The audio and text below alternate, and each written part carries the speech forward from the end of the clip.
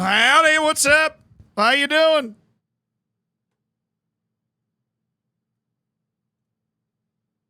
Welcome to the stream today. We're in great news. We're in great news. We're in great moods because we have great news. Smithy, thank you for the 22 months. Girdlia, thank you for the 5 months. Spartacurio, thank you for the 26 months. Goodness. Adam, thank you for the 13 months. It's not too late. We will be taking more submissions to SYS today. Tim Robbio, thank you for the prime. Pale Ginger, thank you for the 23 months. Go Lucky Edwards, thank you for the 17. King Jimmy, thank you for the 30 freaking months. Antler, thank you for the prime. Harry Nosha, thank you for the prime. Thank you, everybody, for spending Jeff Bezos money. All right. Great work. Go team.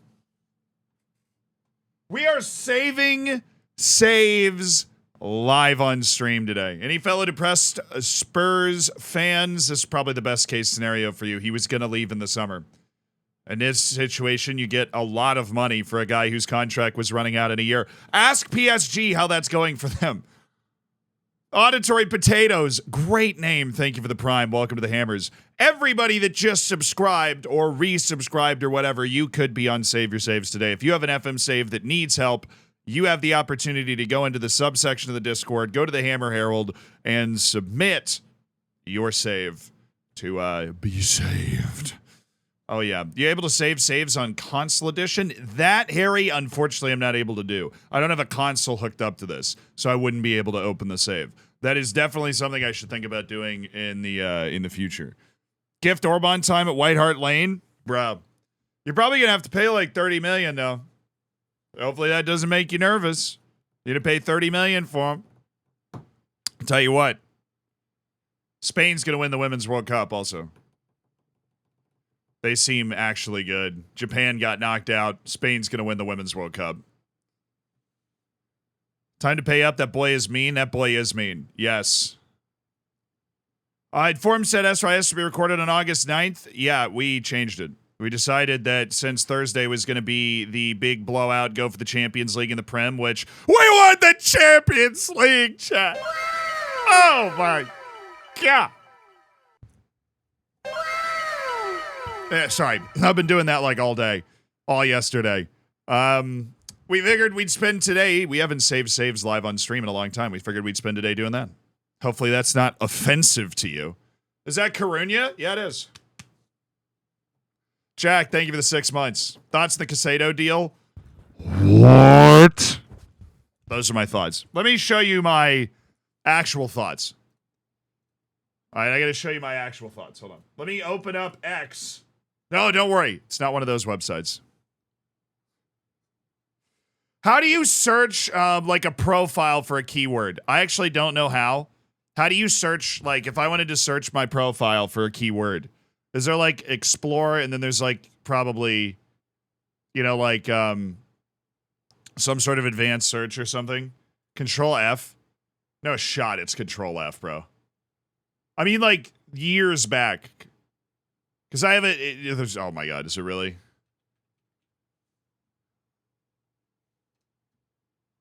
Oh, it's not. From user and the word. Got it. Okay. That's what I was looking for. All right, so from user and the word. So I'm going to copy that from your username. So at the Old Zealand. All right, and the word. Caicedo. I have a tweet, I believe, that explains my thoughts on this situation. I'm so sad. Bro.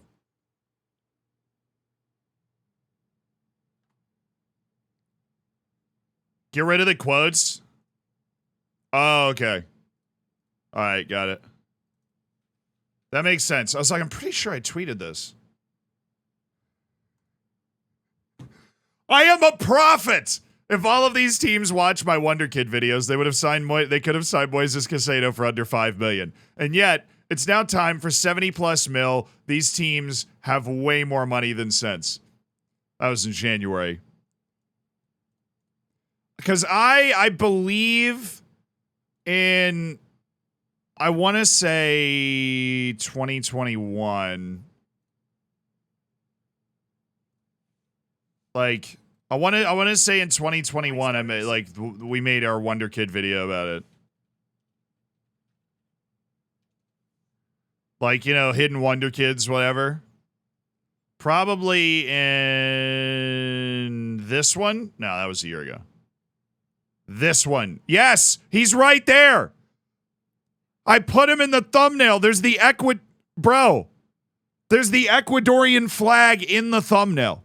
I put him right there. I did not hide him. Somebody do one of those things where they make a list. Honorable mentions, yeah, they did.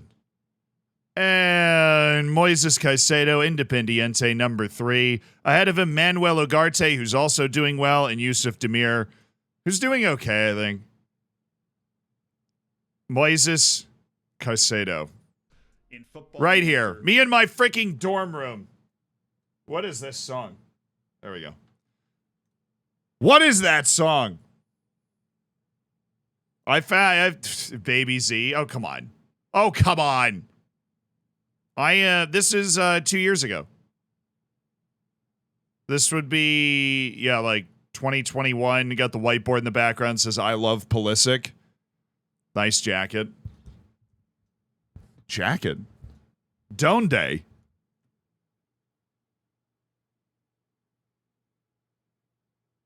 Watch Ness YS said against your city, Liverpool, such just dropped back, beat Dortmund in the league and Liverpool in the UCL back-to-back within 4 days.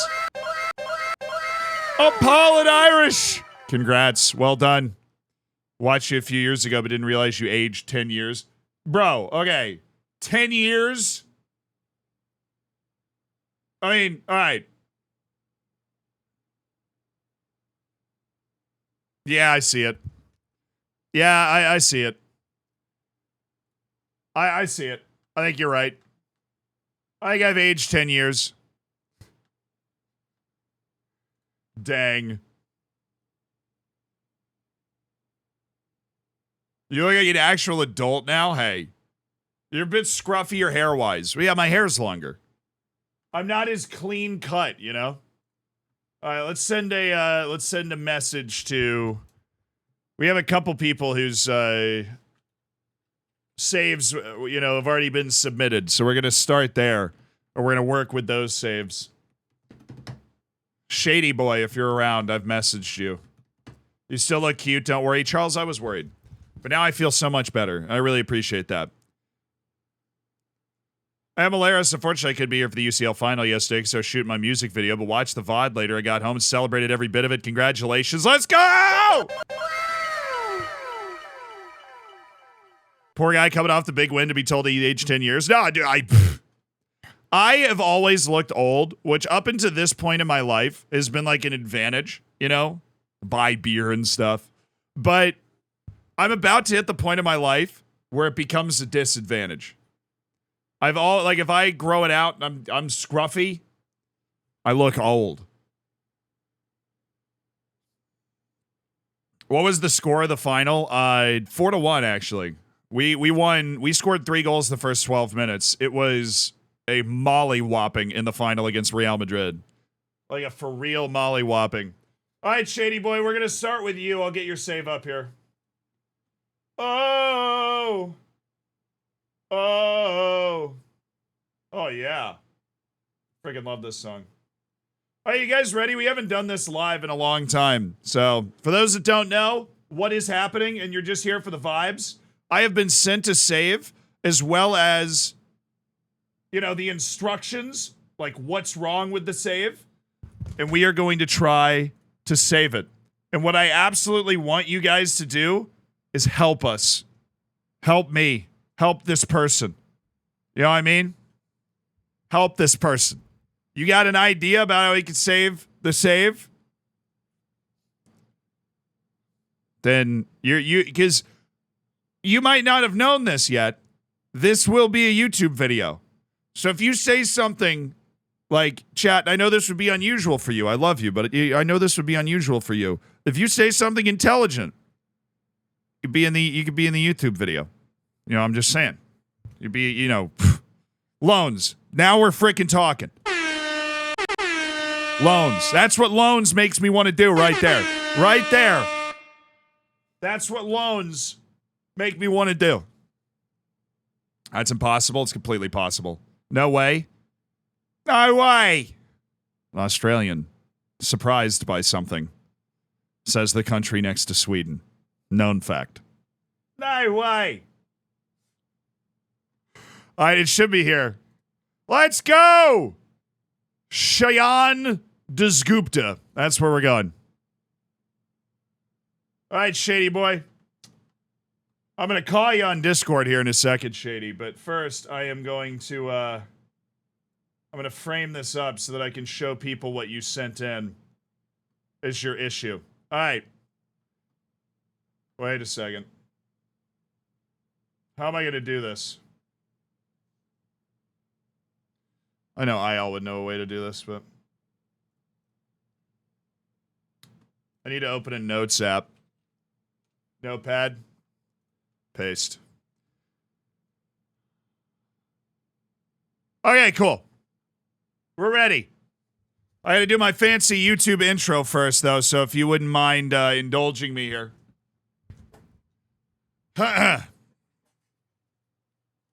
Mom, is my hair pretty? Mike, thank you so much for the 7 months. How does Danny Aarons do this? What's up, guys? Nepenthes here. Okay. Mike, thank you for the 7. Spiff Pow, congrats on your silver bacon. Came from YouTube. Thanks to you, I won the Europa League with Rangers first season. Hello. That's awesome. All right, here we go. Here we go, lads. Today, we are going to try and save... Wow. Who am I? Am I Mr. Beast on an island? Good God, man. Today, we are going to blow up this car. Did I do it right? Sorry. Okay. I just get nervous in front of so many people, you know. Can you save my marriage? Yeah, that's the next video. Come back tomorrow. Get yourself together. Come on, man! Today, we're gonna save your saves. And it's not just me that's doing the saving. It's... I pointed the wrong way. Professional. This is my job. Right, okay. That's good. Good start. Pointed the wrong way, you know, but at least we know the right direction that we're supposed to point now. All right, so we can get people into it. Cut! Cut! All right, get me in the makeup chair. Get me in the makeup chair. All right, what did we do wrong? What did we do wrong? Okay. First things first. We pointed the wrong direction. All right, so Bob, I'm going to need you to stand over there so you remind me to point the other direction. Okay, so second, whoever's holding the camera is distracting me. All right, I have a particular way that I like to work, and you're disrupting my flow. My feng shui completely off. So I'm going to need you to turn around while you're working the camera. That's just a me thing. It's part of my method acting. So if you just do that, that'd be fantastic. Now, I'm going to need freshly cut watermelon between takes 3 and 4 for my palette. Okay, let's do this. We ready? All right, everybody, on cue. Okay. On cue. Here we go. Today, we are going to save your saves, but this time, we're not saving your... Nah, my face looks terrible. Like, it wasn't animated enough, was what I was thinking. I'm okay with my face, I promise.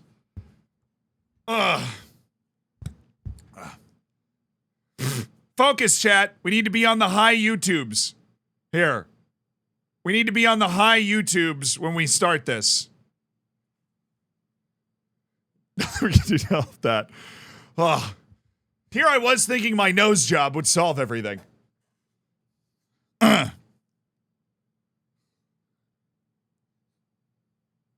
Oh, it actually feels amazing. Oh, wow. I need to do that more than once a lifetime. Whoa. Do that right now. If you're just sitting there, drop your head and just go like this. Wow, it feels amazing. Okay, sorry. We're on the high YouTubes. Yes. Today, we're saving your saves, but this time, we're not saving your saves alone. I've brought help in the form of Twitch chat, who will be assisting us in saving people's saves while they hang out in a call with us. Okay, bad take, but at least we got through it. That's cool. You'd be surprised how long, you wouldn't be surprised at all how long it takes me to film a YouTube video, would you? Yeah, you know, the editors have a very difficult job. I'll say that. They have a very difficult job. You guys are doing great, though. You guys are doing fantastic.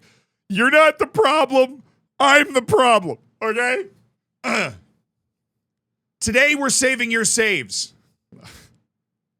This poor guy. I've got his save literally open on the screen, and we...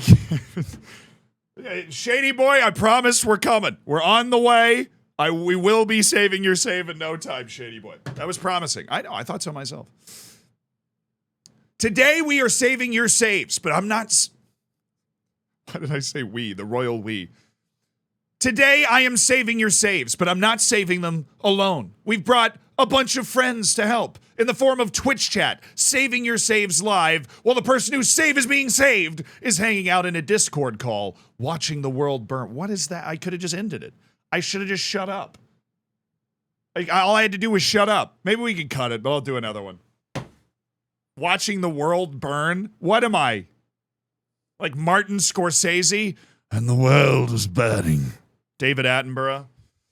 The temperature is raised by 0.5 degree, and this means that this incredibly cute whale is going to die. You can save them by not using plastic bags. We'll fix it in post. Maybe I should voice over Planet Earth. Focus. Today, we are going to save your saves. And when I say we, I'm talking about me and them. Twitch chat is here. We're saving saves live while the person whose save is being saved is hanging out in a Discord call watching it all go down.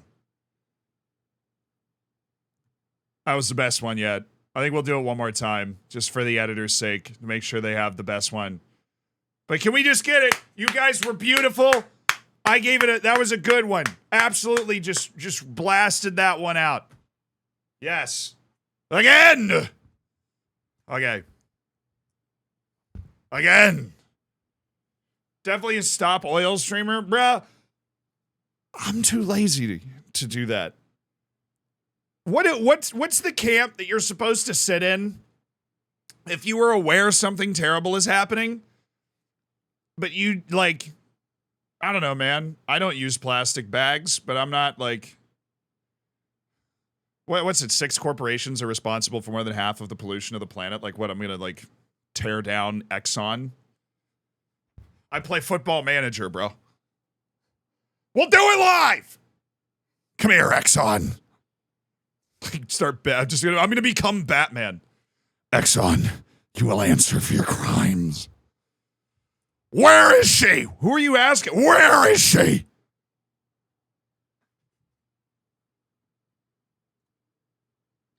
Hey. Chad, I just got here. Love you all. Sweetness, I love you. Sleepy, thank you. I think I already thanked you, but I'm hallucinating, so. Are you American because you sweat oil? I do, actually. Olive oil. My mom is Italian. Thanks for asking. Today, we're going to save your saves. And when I'm talking about we, I'm talking about me and them. We've brought Twitch chat along for the ride. We're saving saves live in front of a helpful audience. And we'll have the person whose save is being saved in a Discord call watching it all go down or explaining their decisions. Let's go! Oh, yeah! Oh, that was it. Oh, my gosh. Somebody sign me. NBC, I will happily host any show you've got. First take. Literally the first take. All right, you guys ready to, like, actually save some saves and stuff? Let's do that. God, I can't believe we did that in the first take. I mean, it's just... Nobody, you know, this job, dude. This job. Apple TV for MLS. And it's messy! Feel free to clip that and use it anytime Messi scores. Alrighty! Here we have... a somewhat shady boy. A somewhat shady boy. Who is managing Dynamo Zagreb. Says, this is my first FM game. So first of all, welcome. Welcome. That's super tiny. Yeah, well, I'm going to read it out loud to you. I am managing Dynamo Zagreb. Had a stellar run to the Champions League semifinals last season. Nice, where I lost to Liverpool an extra time goal. In your first FM, no less. The form seems down this season with a pretty bad run in the Champions League and a meh run in the league. It may not look so in the table. Adding to that, I am having to dodge offers from every big club for my star striker, Rocco Simic. Do I let him go for his $90 million release clause? I'm going to stop you right there with a giant honking yes. Okay. I am also having trouble gauging how any change I make tactically affects the performance, as well as the only real challenge is the Champions League. Yeah, so I also have trouble judging like the changes I make tactically and how they affect the performance. So that's like literally just the game. How do I improve my squad for next year in terms of players and tactics? I know I need quality from both wingback positions. What profile of player do I go for in those positions? Please save this save. All right, so I think the first thing we've got to do is call you, obviously. So the first thing we're going to do is give you a phone call. It's going to be a video call, but it'll be off to the side, so you don't have to worry about nobody on the stream will see you. It'll just be me. It's like for the video. You understand. I've put the call in. We'll see if we have Shady Boy coming through here.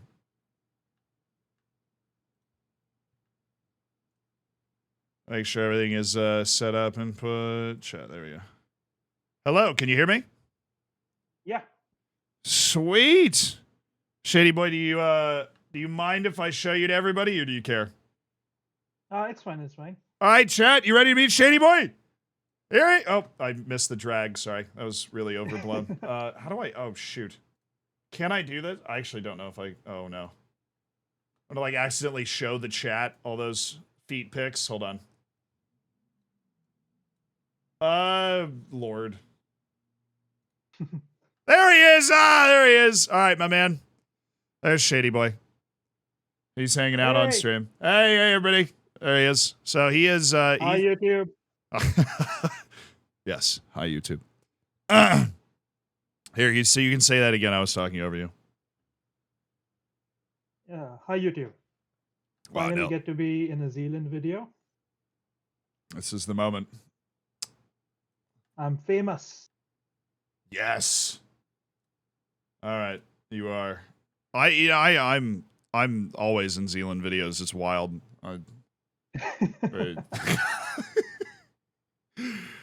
Chat says he's cute. Let's go. Hey, stop hitting on him. Okay, we need to focus on his save, chat. Come on. Jeez, you never flirt with me like that. Come on.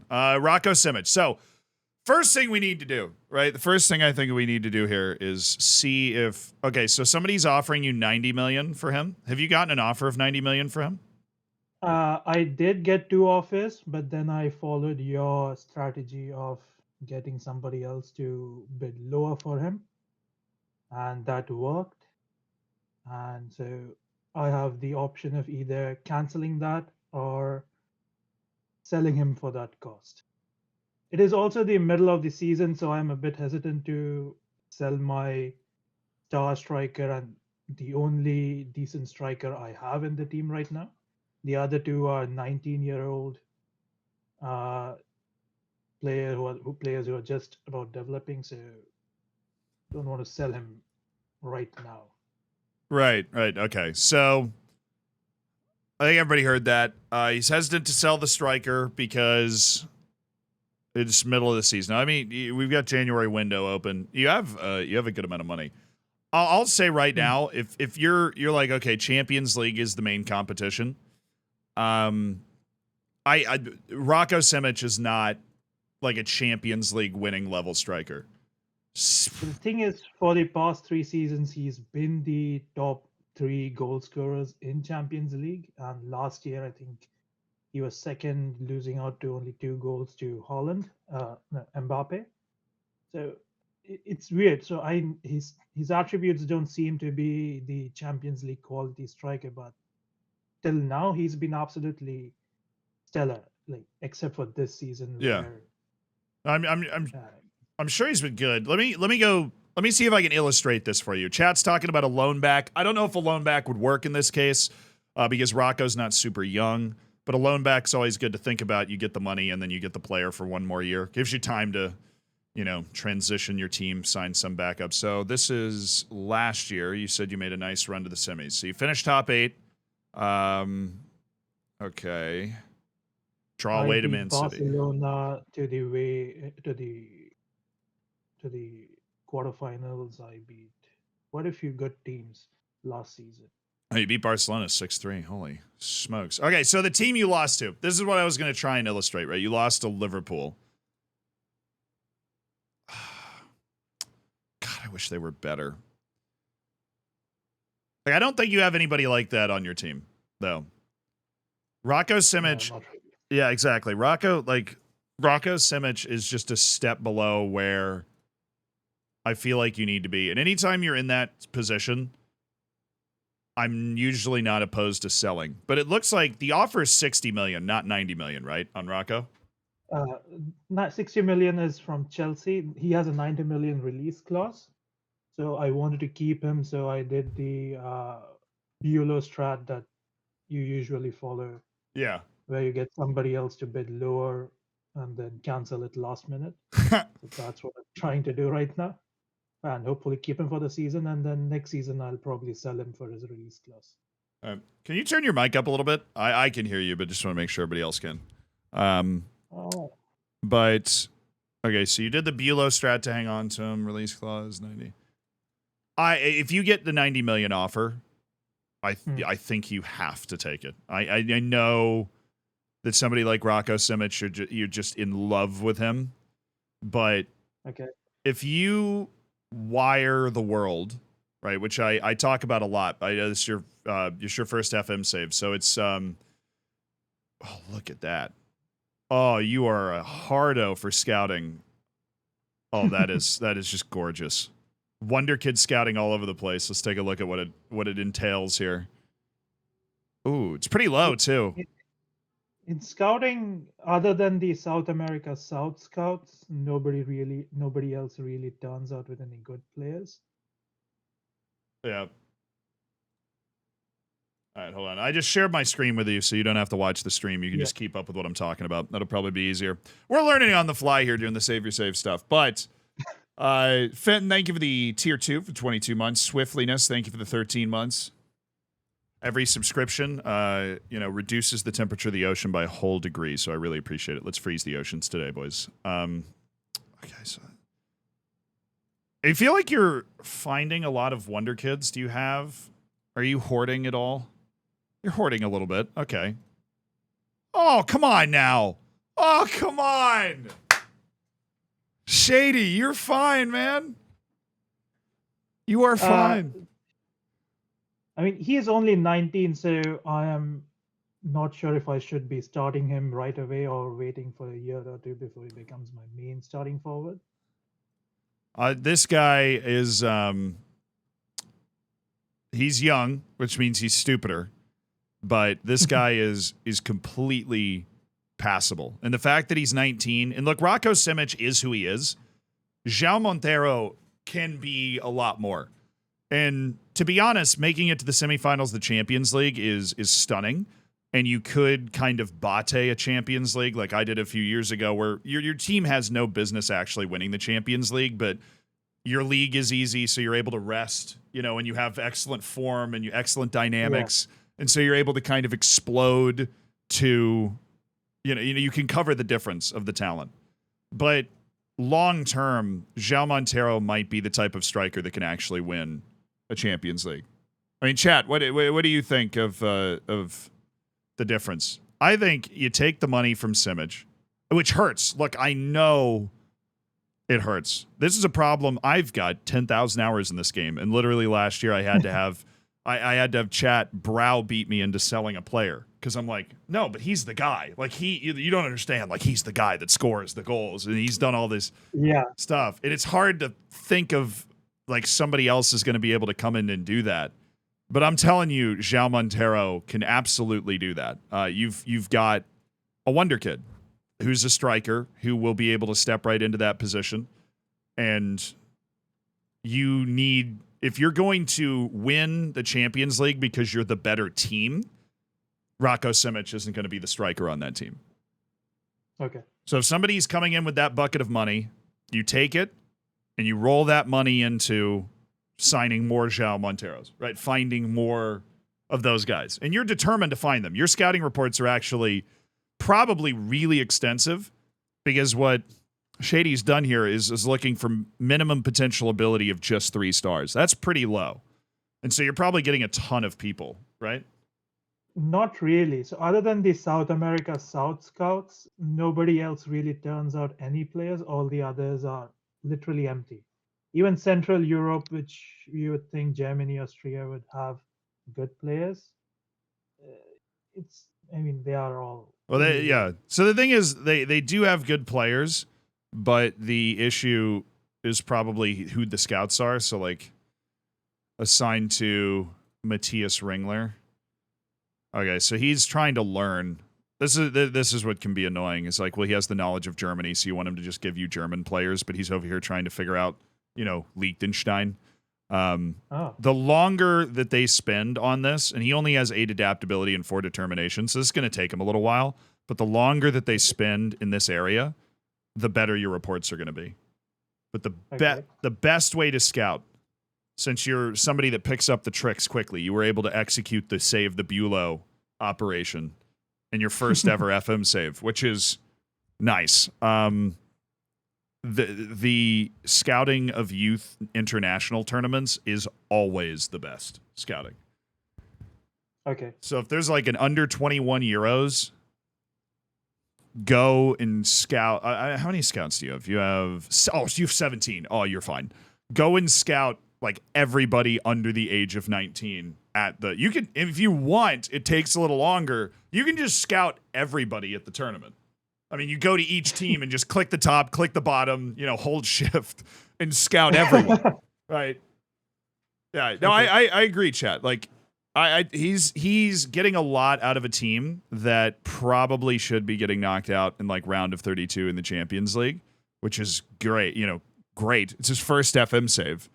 But I think that, the trick that you should go for next is scouting youth international tournaments, or like the World Cup is going on. And when the World Cup's going on, go to each team. And if somebody's under the age of 23, just go, oh yeah, you. Or AFCON. I found random dudes in Uganda, Emmanuel Uriwath, never forget. I found random dudes in Uganda who end up being, because you're looking at the Uganda national team and everybody's 25, and then there's just a 16-year-old, and you're like, okay, this guy's got to be something. And you build a lot of the guys in the Taunton Town save that we've signed have come from that and the next gen list of 50 Wonder Kids. That's probably 60 to 70% of the players that we sign have come from that scouting. So. Okay. Pat Parrott said, thank you for the 33 months. What's up? The other thing is, I don't know what's up with my wingbacks. They are good players. They have great stats, except Roman Diola is a new player who's only played 1 match for me. Oh, I see. Okay, the other wingbacks that I have, they are good wingbacks, but they all have less than 7 ratings in the Champions League. So I don't really understand what's beating them. Is that the strategy, or is that or the players themselves not good enough for the Champions League? So Juranovic, Champions League 6.62. So you do have aggressive wingbacks. All right. Yeah. That can be tough. I've had this tactic since season 1, and I use the same mentality, same tactic every match without changing anything, be it the big teams or the small teams, and somehow it has worked till now. And I'm really surprised with that. I know this is a season I'm struggling. I know a lot of people that's what they do. Be damned what the opposition is. It is kind of hilarious to think about you going to City away and just being like, yes, I am playing this tactic and screw everything. I did attacking lose high 3-0 press. to City this season, so it's not working definitely. Yeah. Well, look, your wingback is one of the hardest positions to play in the sport, right? Especially if you're going actual wingback as a role, right? And this guy's not a great defensive player. This guy is an all-around wingback. He's good, but he has 10 marking, right? Like, so if you're going up against an inside forward who's trying to make a run to Juranovic isn't going to be able to read that. So against world-class teams, he's not a real defensive weapon. What's good and what probably saves you in this situation a lot is you've got two defensive midfielders that can kind of help that. Yeah. But if they're not connecting passes offensively, then they're going to just have bad ratings. I mean, chat, like, correct me if I'm wrong, ratings on wingbacks for years in Football Manager have just been lower than everybody else in the field.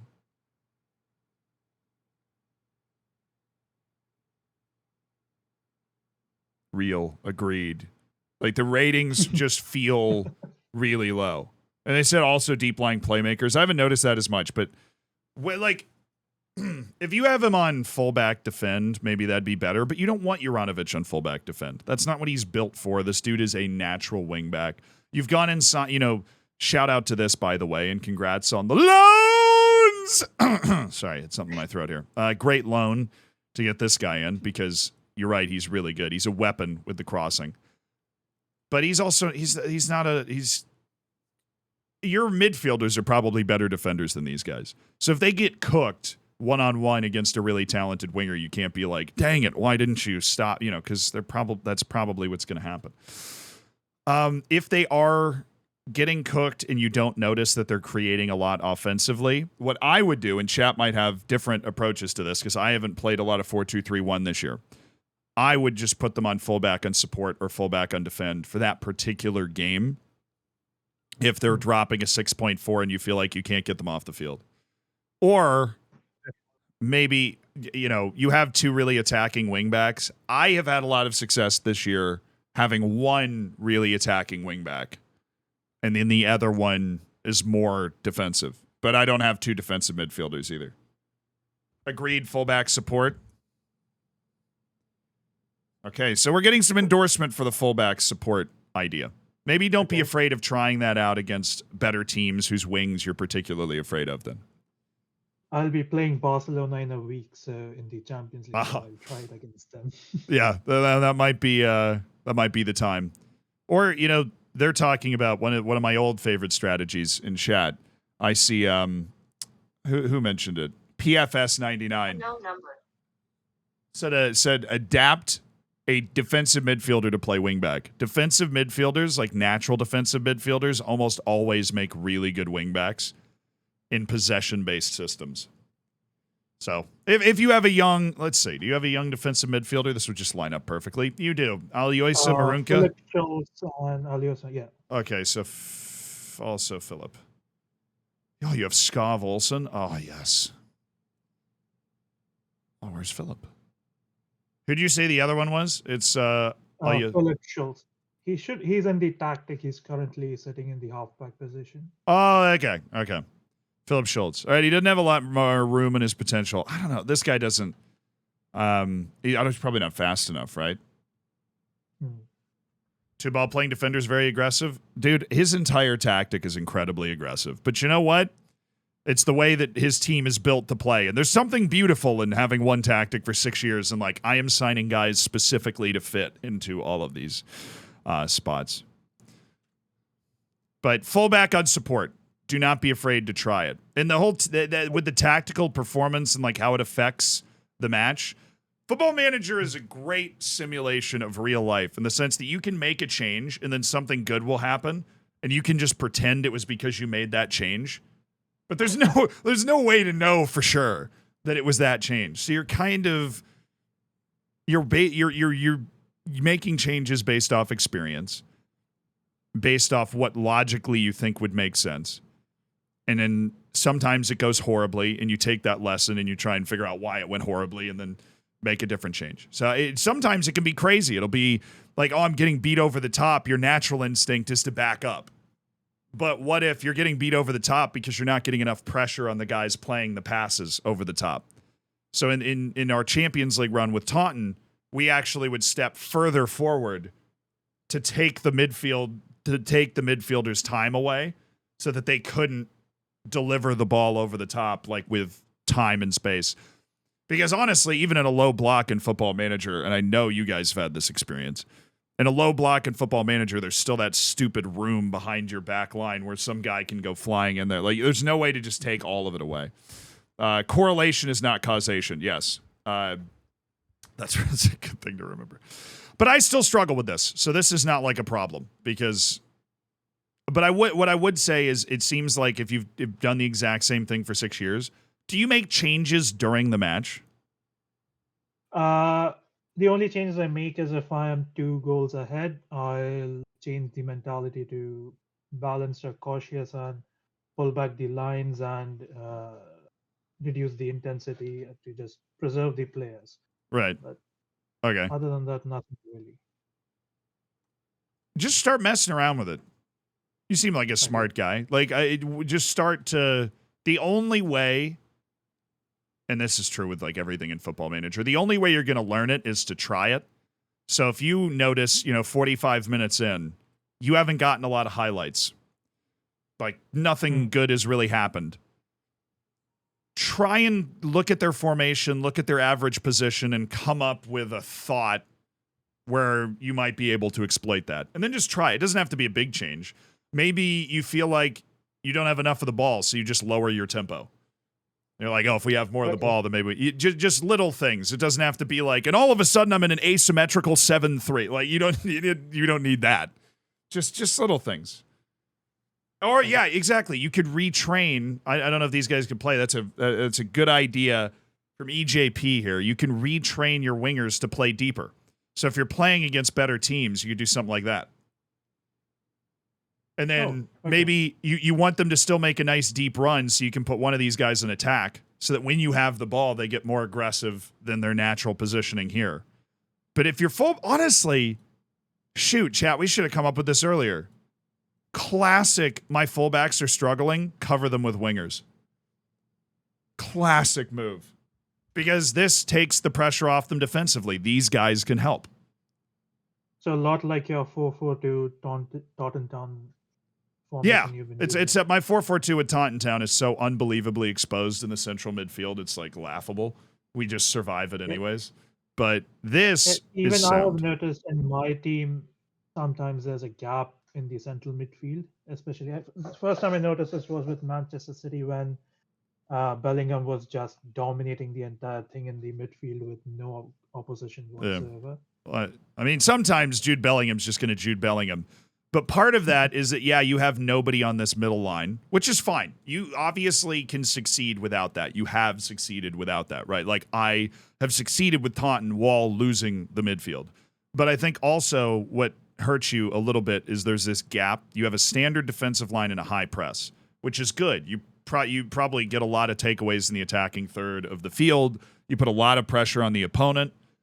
But this there's already a natural gap, which gets worse with your line of engagement and your defensive line being farther apart.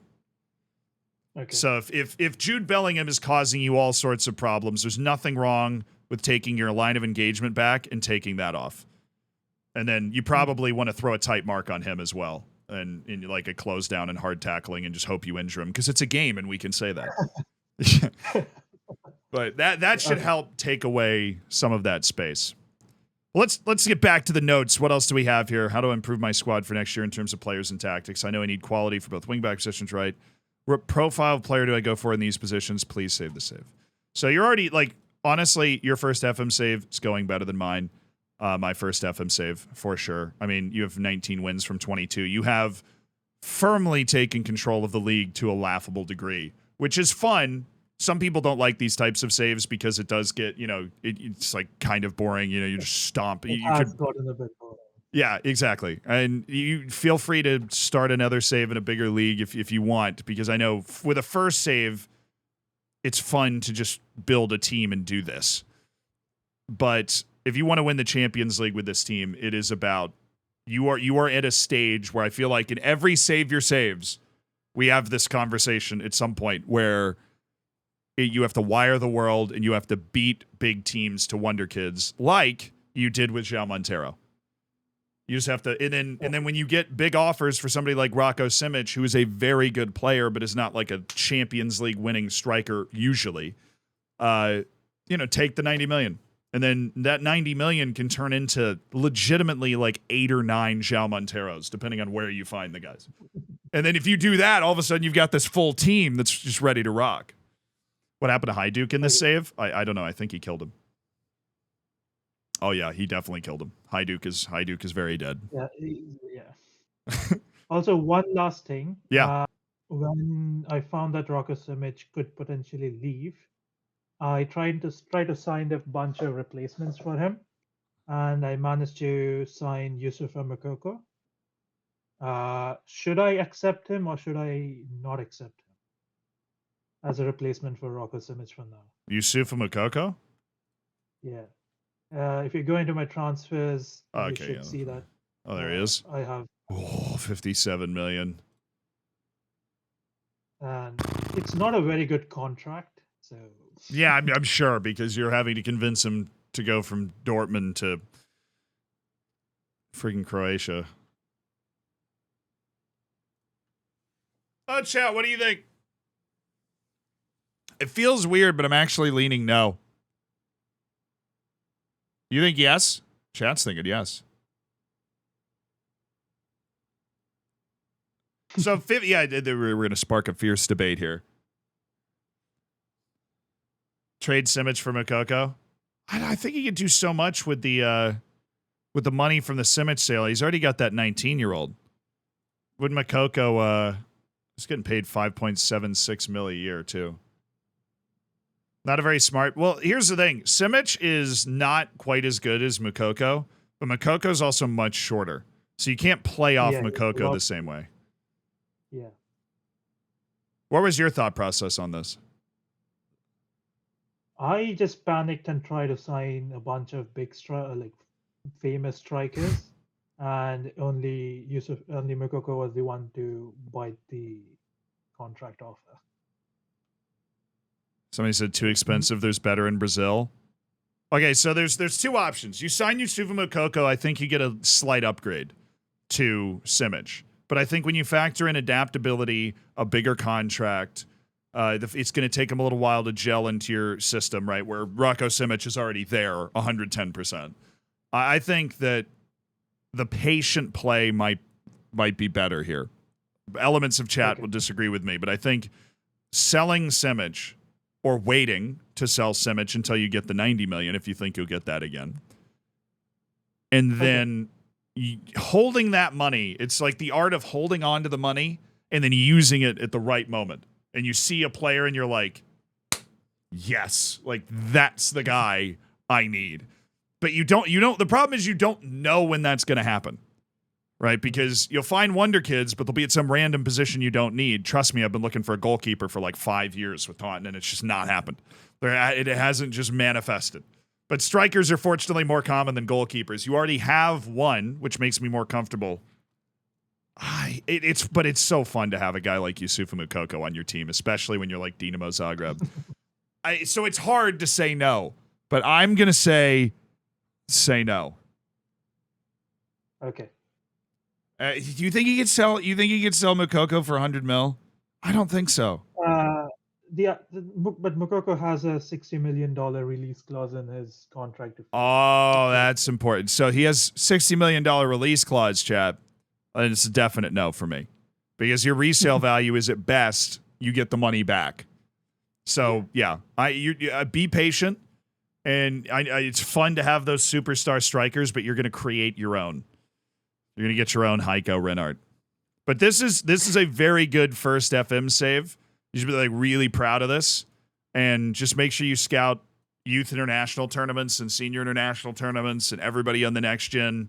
Build out that short list and just start poaching wonder kids, and you're going to have a ridiculous team in a few years that hopefully can, embarrass Liverpool with your aggressive tactic. Hopefully, yeah. All right. Well, thank you. And I am so illiterate at this thing, but I will give you the opportunity to say bye to the stream. So everybody say bye, Shady. Bye, stream. See you guys back in the chat. All right. See you later, Shady. Thank you. And good luck with the save. Let us know how it goes in the hammer chat, all right? Yeah. Thanks again. See ya. All right, that was Shady. What do we think of Shady's save, dude? I think Shady's done a good job. I think the main thing is confidence and decision making. 8 out of 10. I mean, yeah, save is solid. I think the real thing is confidence and decision making. Because, right, it's Dynamo Zagreb. It's a good team. It's a bad league. Right, like, that's the whole freaking plan. You know? Good team, bad league. But having confidence in your decision making. So that, like, he can go out and go, yes, I believe that in a year, honestly, probably a year, this João Montero guy is going to be the bee's knees. Like, he's going to be freaking good. You know what I mean? Yeah, well, I think it's like stagnation when you're in these types of leagues can happen really easily. But the best way to break out of that, like for you guys, for Shady, is go to the teams you're playing against and look at their players. Because that's what you're trying to beat, right? Like, you're not competing with Hajduk anymore. You've got to go to Liverpool and look at who their striker is and go, are we better than that? Right? That's the question you have to ask yourself. Compare players against teams you want to beat. And that helps break you out of the malaise. Because you can sit there and watch Rocco Simic score 30 goals a season, because he will. Because he's got great work rate and great athleticism, and he's smart, right? But he doesn't have the technical quality of a world-class player, unfortunately. I think he can in some saves. Just in this particular save. He has 78 goals and 83 appearances. I totally get why my boy Shady is in love with him. I totally get it. All right. Let us message our second participant. That would be Bambi on skates. 4 stars is also possibly inflated with great form. I think he's probably 3.5 stars if he's not in great form. I mean, this is a good player. And when you have this kind of high baseline intelligence, the player always just plays better, i.e. Mauricio Gonzalez on Taunton, where he has like no real technical ability, but because he's smart, he just looks like a better player in the match engine. He does the right thing more often. Is Croatia good for Wonder Kids? Croatia's great for Wonder Kids, dude. Croatia is fantastic for Wonder Kids. And if you want to get in on this SYS, by the way, we have a couple guys that we planned on hitting up. But if you want to get in on this and you're in the subsection of the Discord, you can go to the Hammer Herald and submit your save right now. But we've got to download our second save, brother. Let me get the second save downloaded so we can take a look at it from Bambi on skates here. All right, T11 with Hampton and Richmond Borough. Let's go. That's fun. Lower League England action. Getting it downloaded. Good luck to Shady. Unfortunately, those players don't want to come to Latvia. They will. That's the fun thing, is if you find them early enough, they will. Except in like Brazil and maybe Argentina. Until you get like 3.5 star reputation.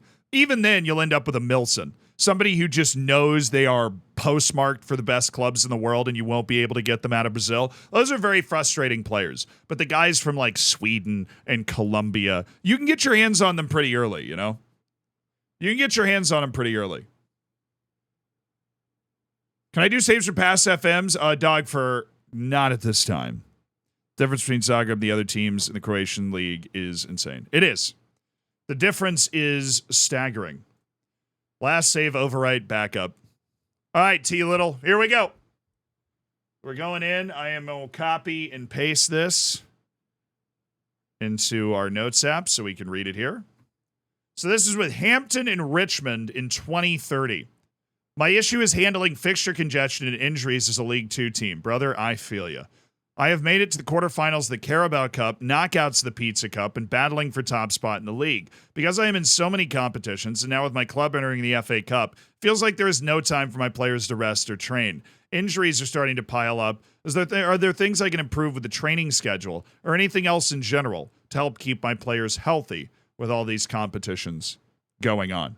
First thoughts before we call them. First thoughts. I think you just got to start resting players between matches for real, though. That's a heck of a run in the league, though. You're in the quarterfinals. I see 2 penalty shootouts. Carlisle and Stevenage in penalty shootouts. You won away against Leicester, though. That's pretty freaking sick. Oh, they've got a replay, too. I know this guy was like smashing his keyboard when he realized he was going to have to do this replay. Very tempted. Ay. Throw competitions. I'm not a believer in throwing competitions.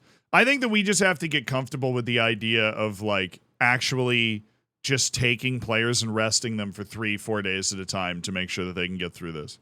Like, I'm sure the fatigue is awful right now, but does anybody have any secret tips for how to reduce fatigue, how to survive fixture congestion that I don't know about? Or that I do know about? Always rest the squad. Do people just do like 1 day a week that's just a wall of rest or something? Sign the best sports scientist. That is underrated. That is definitely underrated. Having one really good sports science, like really good sports scientist. Recovery is what I use. Helps with match fitness. Make sure. All right. So let's, Bambi, we're going to give you a call now. Get your thoughts on the situation, because you're off to a pretty good start here. Hello, Bambi. Hello. All right, we're going to kick you over to the stream here so you can say, hey. What? We found Bambi. There we go. Yeah. Hello, YouTube. Hello. I finally made it. It's showtime. All right. Pop that right back there. There's Bambi. Hi, stream. And we are going to try and save Bambi's save, which honestly, you've got a little DJ Khaled going on. You are suffering from success, my man. Yeah, 100%. And kind of like, obviously I've been listening on stream, but kind of like you said, I'm fully against just throwing competitions. I want to win everything. And so it's very hard for me just to throw out weak teams and probably like the Pizza Cup, say, since obviously that's probably the lowest priority. So like, I do want to like give it a go and everything. And I know that's probably going to end up being my downfall to begin with, but that's how it is. Yeah, that is the battle that you've got to fight here. So I'm looking at the congestion. You've got 12th, 16th, 20th, 23rd, 27th, 30th. And then you've got a nice week off. You have the advantage that you probably don't have a lot of guys in international play. So those international breaks are probably what got you through the early part of the season, if I had to guess.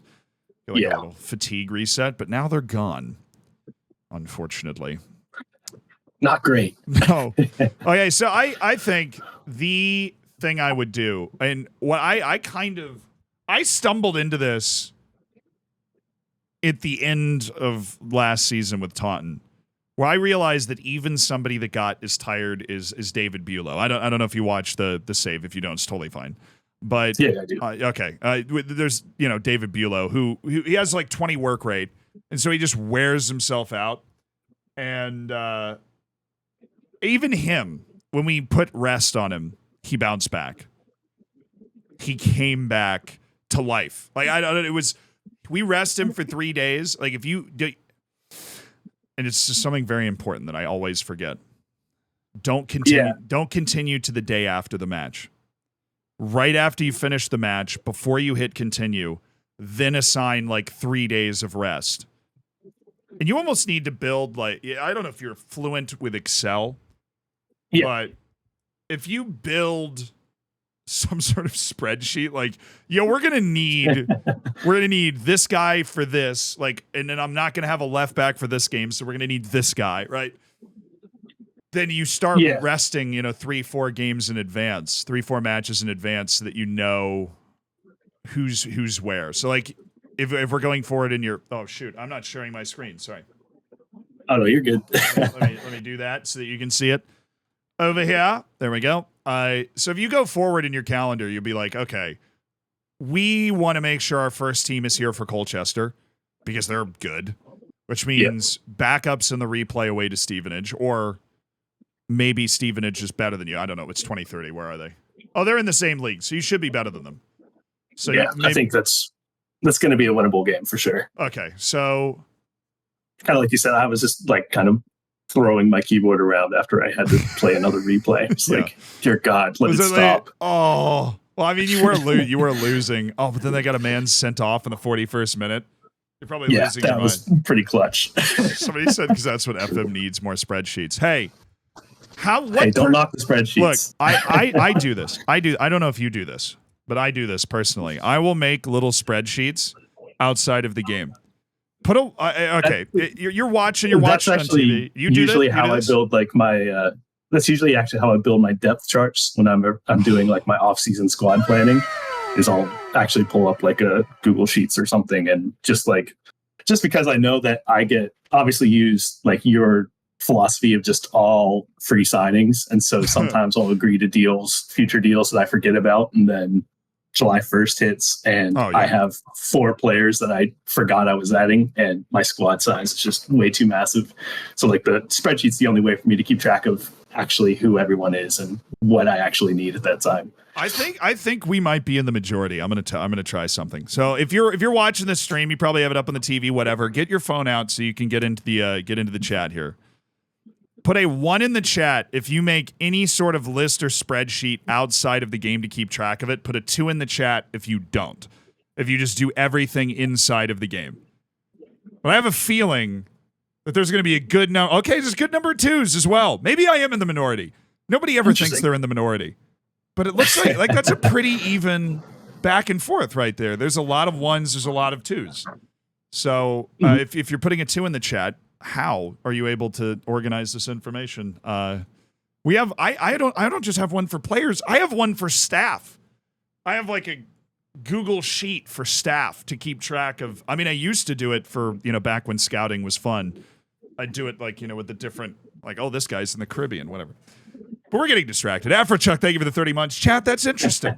That's a lot of people that actually don't, like, write anything down. Somebody said in my head. Fair enough. Squad planner? I mean, if you wanted to figure out how to use the squad planner, then yeah, sure. The squad planner is one of my biggest complaints about this game. I've given up on using it. My complaint about the squad planner is that for me, it's easier to make a Google sheet. Than use 100%. The squad planner. For me, memorizing in a dream. I have a notebook. There you go. I have a notebook FM gave me somewhere. But point is, with your spreadsheet, if you because the way this congestion works is, in my brain, there will be like the run and then the break.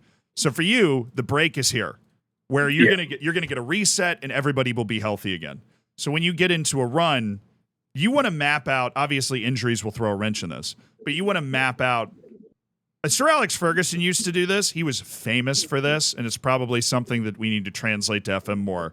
You map out exactly who's playing in each game. Because I know, for every single one of these games, you go, this is my 11. And if that's your 11, you're like, okay, this guy needs to rest for 4 days here if we're going to hit this turnover. Sir Alex Ferguson used to go to, I think it was Gary Neville tells this story. And he went to Gary Neville and he was like, I'm not playing you in the next 3 games because I need you to be fresh for this game. And he's like, okay, did I just get benched? Or does he love me so much that he's making sure I'm well rested for it's like that type of man management where you're like, you're sitting this one out. You're here, you're here. Okay. Yeah, I kind of do that already. Not to like down to the individual, but I definitely try to plan out like what games I want my first 11 for and what games I can use my bench guys for more. Definitely try to aim for like the better teams, obviously, and do it that way. I don't think I go down to the individual level and think about it on that quite at that spot. Let me look. you're in. So who are these people? Who are these people? Hamza Boateng. Okay, so there's a lot of youth players. That's a youth player. Okay, yeah. All right, so we're going to look at fatigue levels, but it's including youth players. So your fatigue levels are actually not crazy. So you've done a pretty good job with it already. If you have particular injury problems, this worked for me. This worked a charm for me. Go into training, and I know this double intensity over here, this is the way I always recommend setting it up. In England, I'm going to make an amendment. We're amending the Zealand training plan because this worked with Taunton. If you're in England and you've got 80 million matches to play because England just hasn't progressed from the late 1800s when it comes to league scheduling, no pitch and gym work, half right here, normal. Ooh, okay, yeah. I don't think I've even actually looked at this before. that helps a lot. If you're in training, right, in an individual, and these guys are all set to automatic, that rest screen will automatically set their intensity. So this means they're not going to touch the field if they're that tired. They're going to train at half intense. It's pretty self-explanatory.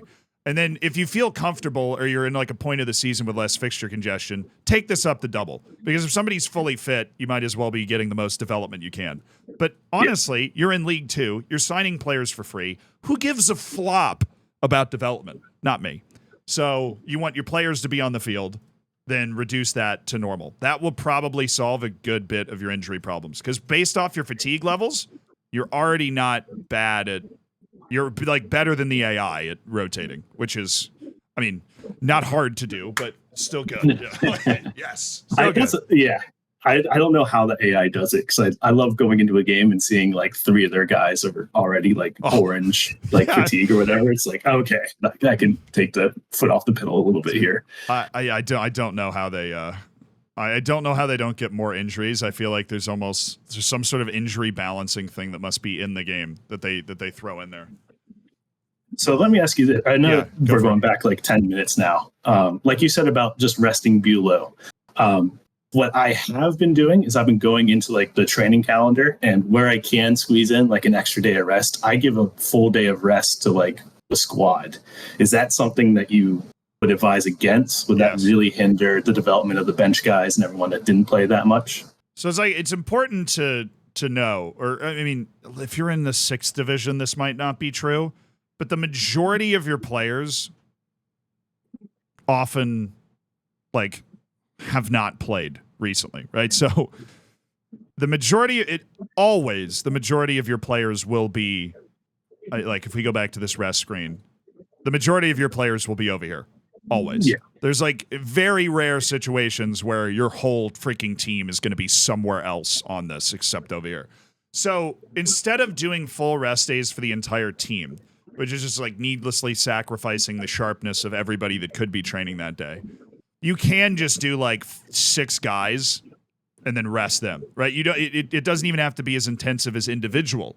You can highlight all of the guys, hold control, and then just right click and rest them for that day, because they get the same effect. They get a full rest day. Shoot, when they get really fatigued, you can send them on vacation for a week. Like if you have somebody that is consistently having fatigue problems, vacations reset the whole thing. So if you have a week where there's only 1 match and a dude's been having terrible fatigue problems, recurring injuries, whatever, you can send him on vacation for a week. The guy goes to Cabo and comes back and feels fantastic. He goes home, whatever. And then it makes everybody feel that way. Yeah. you can do that from oh Lord, I think the rest screen. So if they're it's right here. So his injury risk is high, so we can send him on vacation. The lowest option is a week. So it's right there, right above my head there. Okay. Yeah. So like you said, any point in the season where I know that they're not going to play in the midweek game that week or something, shipping them off to vacation if they've had a lot of difficulties is the way to go. Okay. Freelancer just came on. Sorry, I'm saving saves right now. We need there we go. All right. I've been graced by the honor of Freelancer. Oh my God. You've summoned Freelancer all of a sudden out of nowhere. No, so vacation, reduce your intensity stuff. You're already doing a pretty good job. Is there anything else you got going on in your save that's been bothering you? I mean, dude, the League Cup quarterfinal in League 2 is awesome. It's crazy. I mean, look at the teams. Well, this is ridiculous. This is stacked League Cup also. Manchester United, Arsenal, Man City, Tottenham, Newcastle, Liverpool, Hampton and Richmond and Everton. You also got an amazing draw there. You might have a shot. The entire competition I had, like as you said, I had pretty fortunate draws. And I've done over the course of the save, I've done pretty well in the cups. Like I won the FA Trophy as a nice League South team. So I've taken a couple of scalps. The Leicester game was the first I've beat a Premier League team. Right. So who knows? I'll give it a go. We'll see what happens. Dude, just win the Pizza Cup for me. Dang it. I've still never won that freaking competition at any level ever. It frustrates me. I'll do my best. Thank you. That means a lot. All right. Thank you for sharing your save. Good luck. I know your pain in a way that I never did before because I've finally done an England save, and it is absurd how many matches you have to play. Absolutely. Thank you. It's been an honor. And good luck to everyone on their saves. All right. Bambi, I'm going to drag you over so you can say bye to everybody. Everybody All say, right. Oh, I haven't done it yet. I forgot where the button is. Oh no. Now I'm panicking. Oh, there it is. There it is. All right. My chat. So long, farewell. See ya. See ya. All right. This is like the most classic issue, I think, in Football Manager ever, though, right? Where you just run into this crazy fixture congestion. I hate it so much, too. The freaking fixture congestion. I hate it.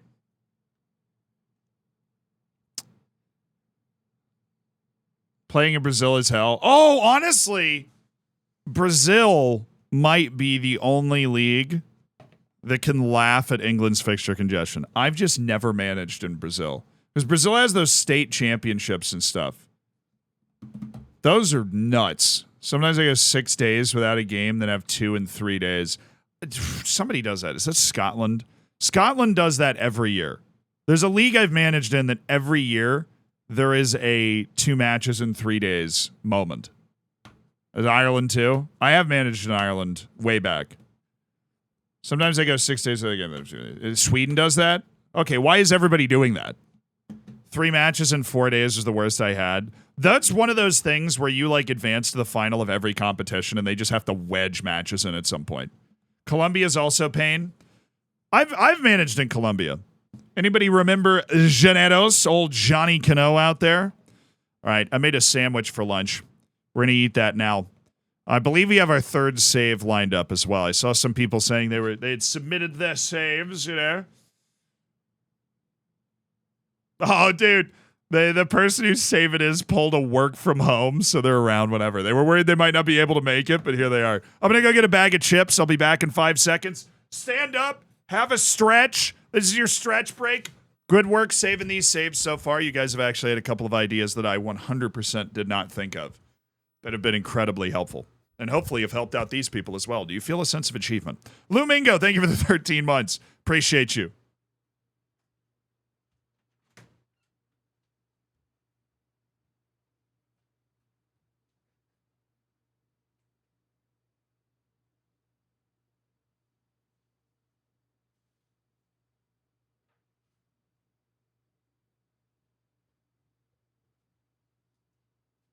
Average American lunch, bag of chips, or what's left of my chips, and a sandwich. Yeah. Sounds about right to me. Boo. Oh. Somebody said Argentina's league was bad. What would Argentina's league be abnormal?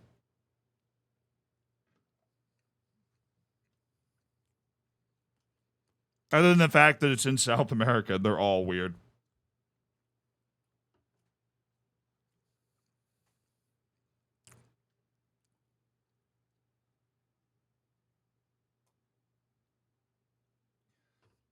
Half year regular season, half year cup. What? Half year regular season, half year cup. Oh, no, South America produces a ton of talent. You'll never catch me saying not that. It's just they have such a unique approach to, like, leagues. The rest of the world is generally like, yeah, this is how a league works. 28 teams and a League Cup and an Argentinian Cup. That's 20. The league has 20. I'm saying this like MLS doesn't have 30, but Argentina's has 28 clubs in it. Bruh. I'm going to be honest. And this is going to be like a very, very American sentence. Are there enough cities in Argentina to support 28 top league clubs? Or is it like the Premier League where it's like, yeah, but 15 of them are in Buenos Aires, you know?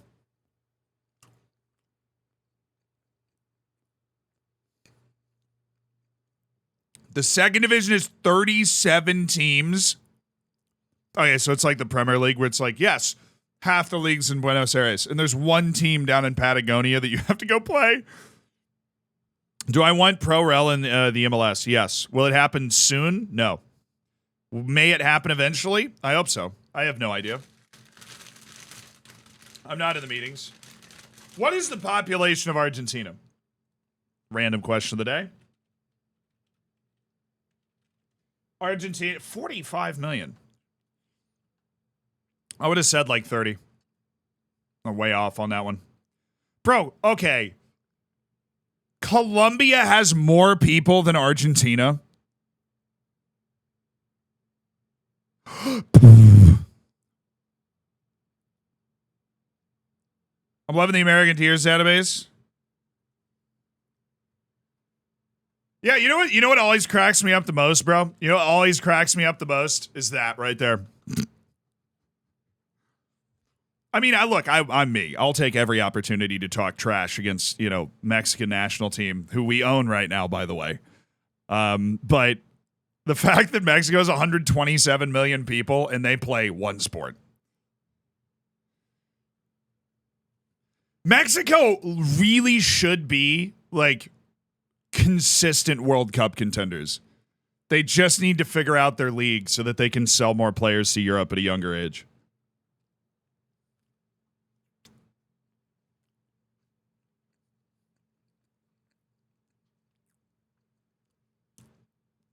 I'm coming back to El Tree slander. Sorry. I really don't go that hard with the El Tree slander. But I almost marvel at it. I'm like, Mexico should be so much better. You know what I mean?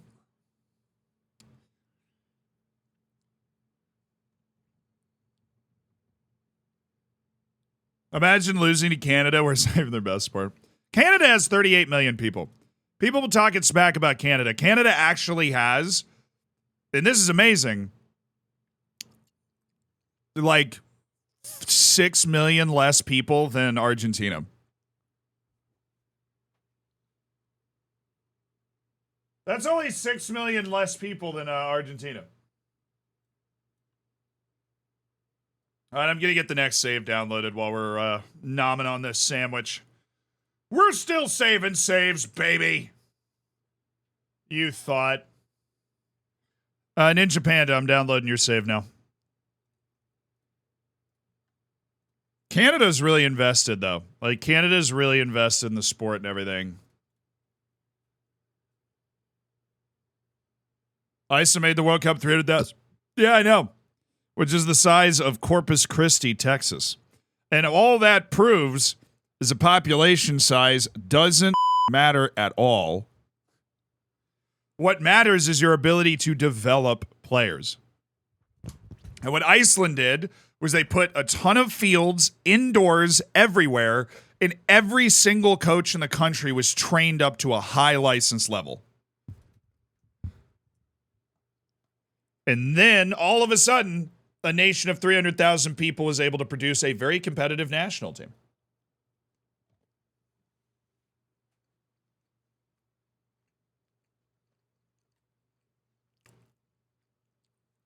Number one sport in Canada's hockey. Oh my God, yeah. Canada's the hockey factory of the world, dude. That is the national sport. They get off work and they go play hockey.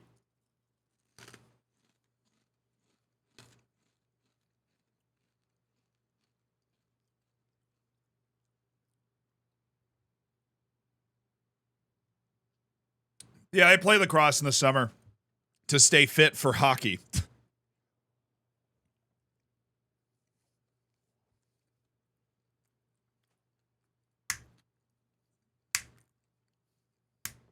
All right, we're loaded into the save. We're loaded into Panda's save here.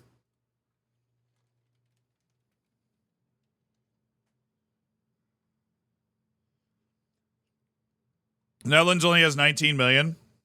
Yeah, half of Canada. Unreal.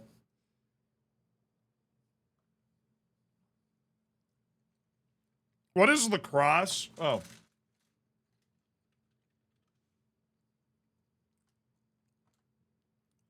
You ever seen this sport? Ever seen like a picture of this sport? Some sport looks like that. You like run around, you got a ball and a stick, basically. Throw it into a net.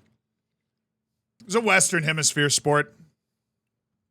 It was actually it's actually the most American sport. It was invented by Native Americans in what is modern day upstate New York.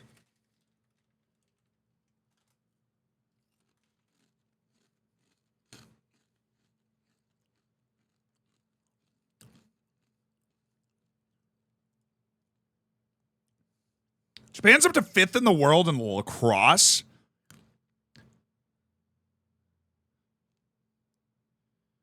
I'm assuming you have a U.S. only world championship. No, what's fun is that the few Native American tribes will have their own team because they're technically sovereign, right? So there will be like a 5 nations team at the lacrosse World Cup. It was really neat. And Canada's there. Ireland's there.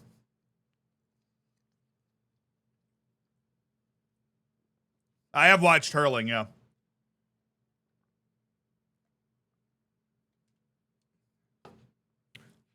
Japan loves to play American sports. I wonder why.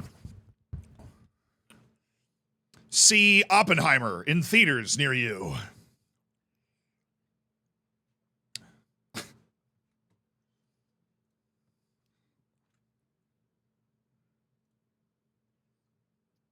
No, the history of Japan is actually so freaking interesting to me because they adapt to things so quickly. 1870, if you were in Japan, it was like feudal, rural.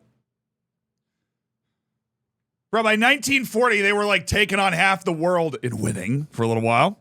That would never happen to America. We didn't get caught by surprise. We got caught right on time. And then, of course, horrible war. They lose, right?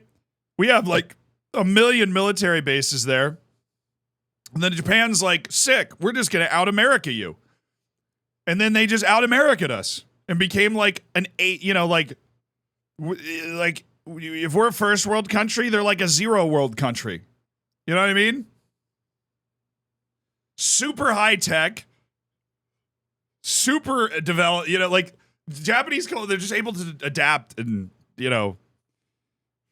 move in unison. Like the United States moves in unison nowhere, right? But Japan, and this is obviously relative. This isn't like a perfect, they just had like an assassination or something, but there's a hardcore history podcast episode, a series. It's called Supernova in the East. It talks a ton about this. It's really interesting.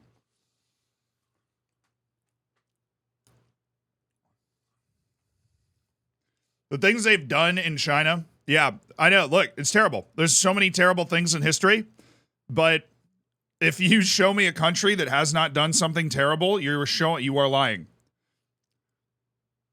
And the truth is, we're all here now, so let's all be really nice people now. That's basically it.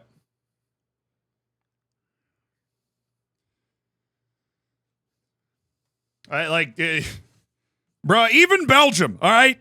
Even Belgium, those peaceful people with the chocolates, right? We've all been there.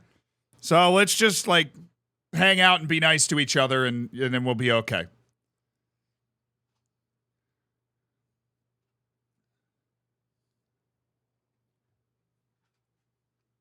All right. I'll let Ninja Panda know that we're about to lock into his save here.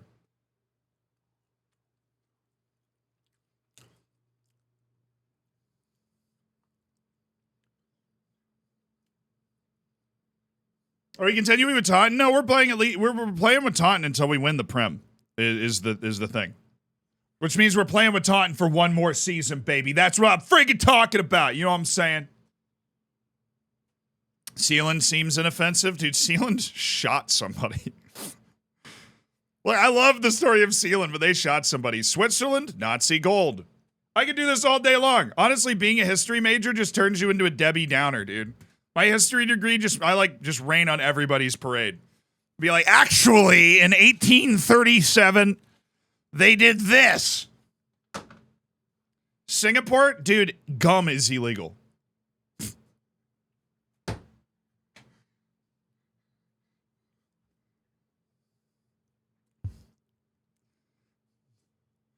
Have I watched Oppenheimer? No. We're not going to go through like every country and have me be like, name something bad this country did. That won't end well. That will just not end well. That's just not a productive thing to do. You act like that's a bad thing. Gum being illegal is not a bad thing. It's just funny to me. The fact that gum is illegal in Singapore is like one of the funnier facts that I know. Is that not just like funny? Like you like gum? Puzzle Pirate, thank you for the 3 months. Slar, thank you for the 25 months. I know, I'm good friends with Bust the Net. He's awesome.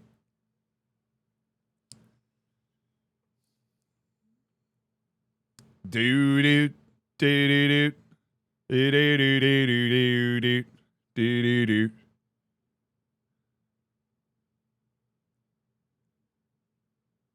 Do do do do do. Panama, that freaking canal drives me crazy. That dang canal. Can't even handle it. What is that canal doing there? Just kidding, that was us. All right, we've got Ninja Panda's save, which we've been staring at for 20 minutes. Bucks trade? Who'd the Bucks trade? Who did the Tampa Bay Buccaneers trade? Brady's coming out of retirement.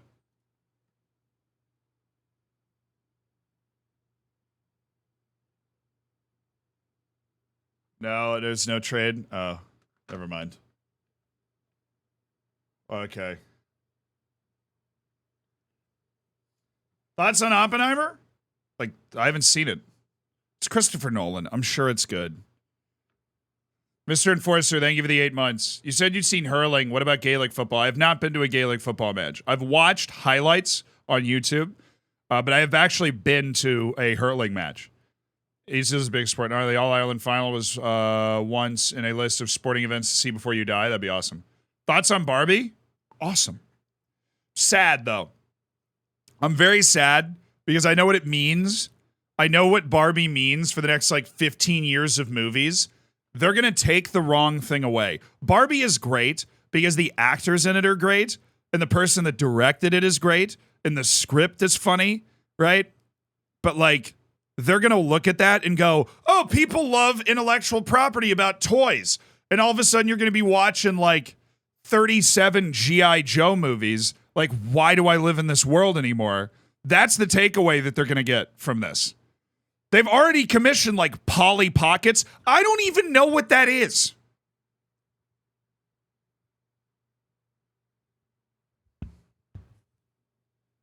I don't know. There's going to be a Club Penguin trilogy, bro. That's their takeaway from this. Is oh, we're just going to make all these intellectual property movies. No, the Barbie movie worked not because it was Barbie, right? Chiz, thank you for the 11 months. Welcome to the new MCU. Yeah, the Mattel Cinematic Universe, exactly. You ever had a Pokemon Polly Pocket toy? I don't know what that... What? Dude... One more person asks me my thoughts on Oppenheimer. I have not seen it. I am going 2 weeks from now. Don't spoil the plot. Just kidding. I know the plot. What are Oppenheimer's thoughts about yous? I don't know. Ask Cillian Murphy. I would love to know.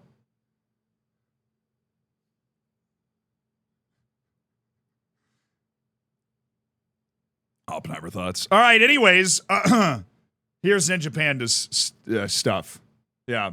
Spoiler, a bomb goes off. Apparently that scene's really sick. I've read some reviews of that scene, so like they did a really good job with it.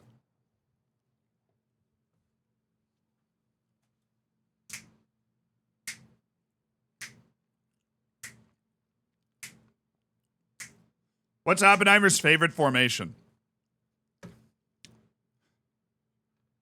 I don't know if there's a good joke there. I can't find it. I did my best. That's a good song. This is a banger. I have listened to this like 3 straight streams.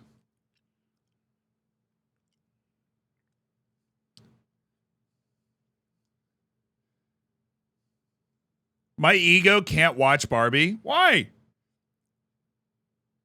Let go, man. Release the weight. Who cares? You walk out the theater the same person that you walked in with, changed man because you got to watch Ryan Gosling and eyeliner for like 2.5 hours. Do you imagine Japan banning Oppenheimer?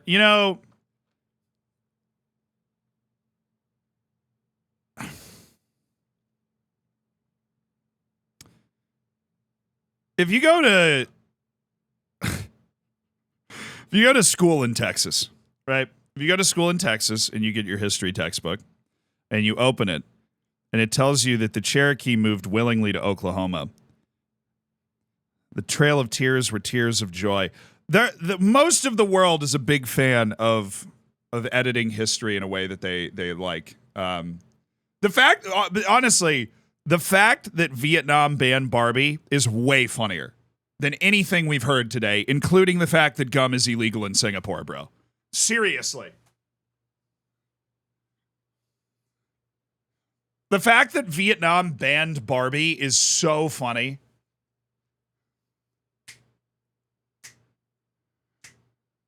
Where my left hand's free. See, we just sit here and we play FM and we watch the world burn, chat.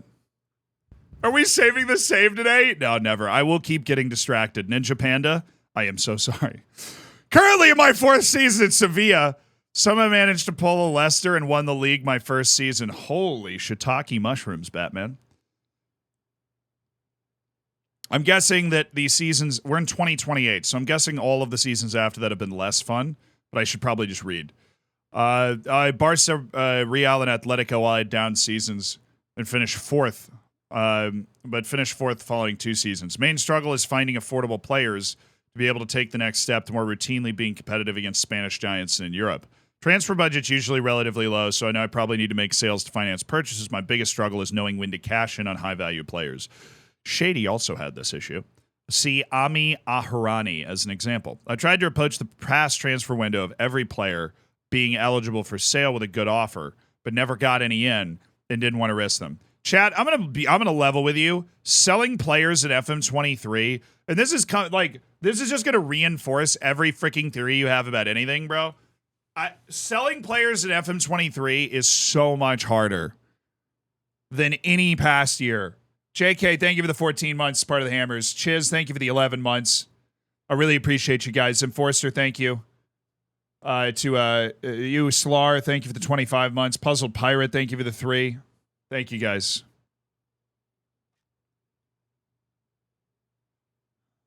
Yeah, I know why Barbie was banned. I'm a nerd. I Googled it and like read stuff, but it's just really funny. Like just the headline Vietnam bans Barbie is just great.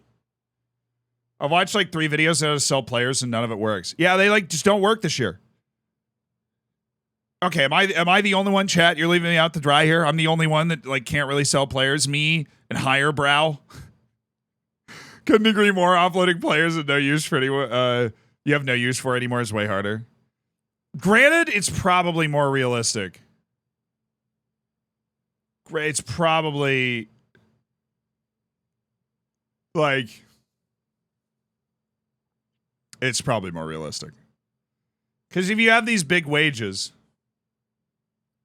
Clate's method works. What is the Clate's method? I don't know the Clate's method. That might be something that really helps out Ninja Panda here. What is the Clate's method, Adam? Explain it to me like I'm 5. Just so you don't have to explain it twice. Sell him to the Saudi League? No, that's next year's FM. Next year's FM, there will be a built-in solution to this problem.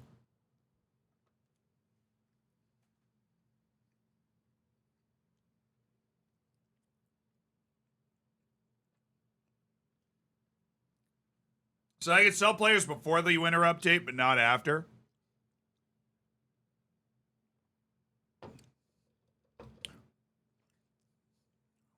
Selling players is fairly more difficult. I only ever get bids for half the value of my play. Yeah, I also feel that.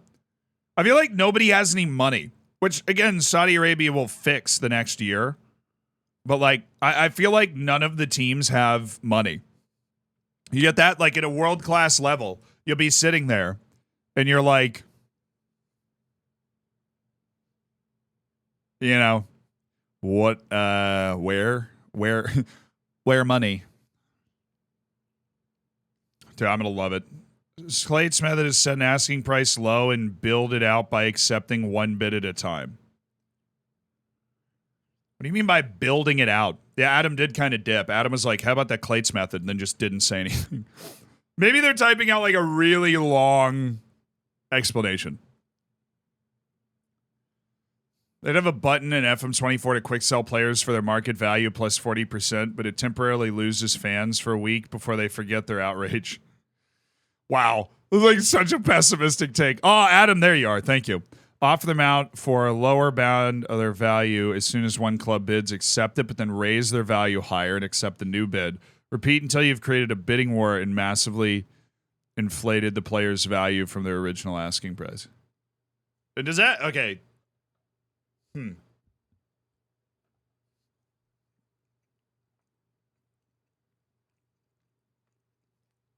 Trying to think here.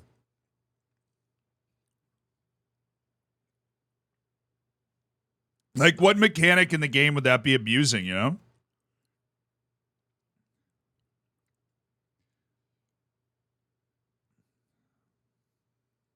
So you offer them out really low to get a team in the door, accept the offer, then offer them out higher. They have to have multiple players or multiple teams interested, right? That's the idea.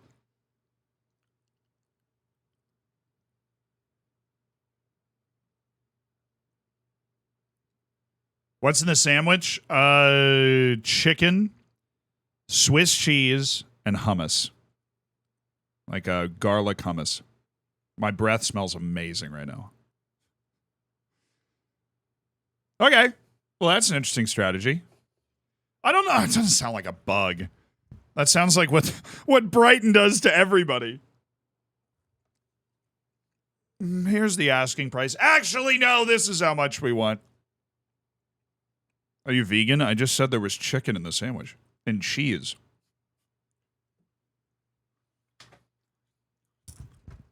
This is a serious question. Do you know what a vegan is?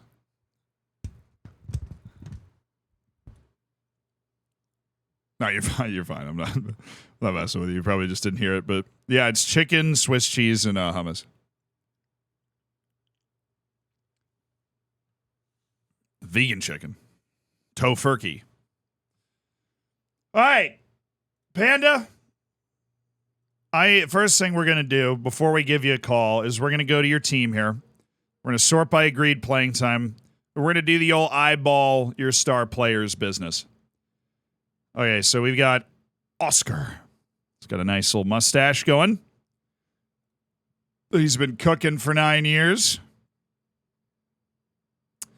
How the hell did you win the league?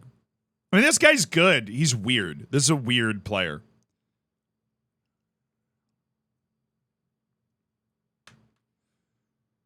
I guess he's like a pivot number 10. But you're playing him as an inverted winger, which is kind of wild because he only has 11 crossing. Okay, let's look at his other star player and then important. Oh, he has Reed Sudon! Dude, how on earth? Right, this does not look like a La Liga winning team, but I guess that's the problem that he's having. Simba, thank you for the 2 months.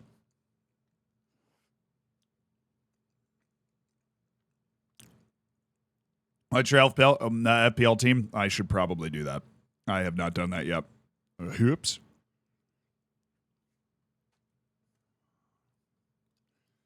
Yeah, it's also 2028. And we're looking at a perilous lack of wonder kids. Knowing when to sell players for value. So you have 19-year-old Ami Aharani, who is very good. Plays all the way up the left side, which is just interesting. Yeah,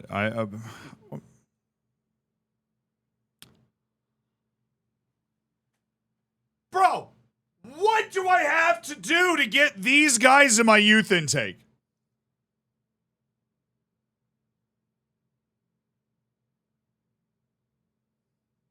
Once in my life, what do I have to do? FPL deadline for week 1 was 13 minutes ago. Okay. So then I don't have an FPL team. So what do you guys do in our FPL league? Big old fat whoops on that one. Nailed it. I'm that good. I'm going to beat you guys anyways without a week 1 team.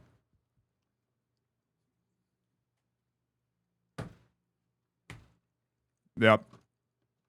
I'm giving you guys a 1 week head start in the FPL league we have in the Discord because I feel bad at how much I'm going to beat you guys by. That's what's happening.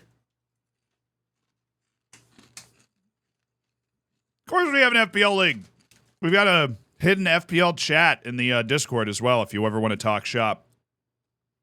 That thing's always popping off, dude.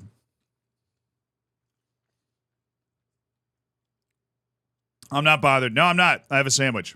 God, I want somebody like this for my youth intake. All right, let's get Ninja Panda in. Let's get Ninja Panda in. Ready? Whoop!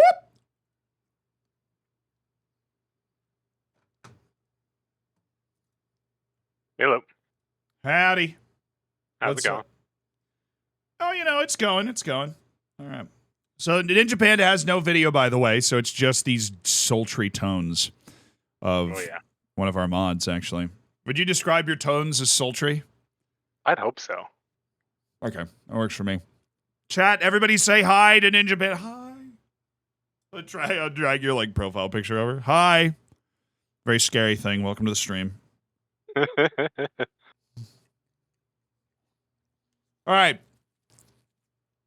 So, first off, I am disgustingly jealous that you got Ami Aharani through your youth intake. Do you have any tip? Do you have any tips for me? Too. Yeah. Oh, shut up. There's another one. Yeah. Thank God, Akande. That's not his name. That is 100% his name.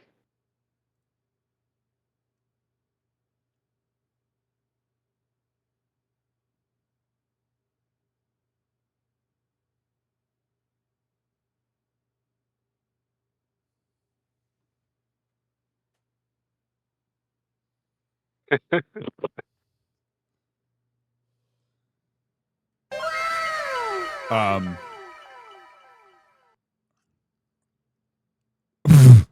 sorry. I'm emotionally recovering from the new world order I've just been introduced to with the fact that you got a good young striker through your youth intake named Thank God Akande. And you didn't lead with that?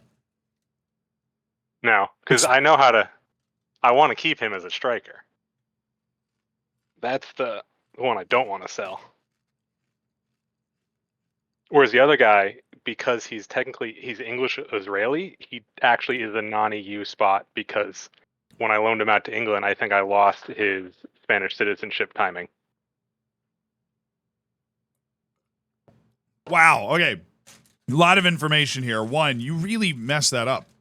Yeah, I didn't realize he wasn't a Spanish citizen and was going to count as non-EU until he was already out. Oh, and Spain is continuous too. So you sending him away just ruined everything. He'll never be Spanish.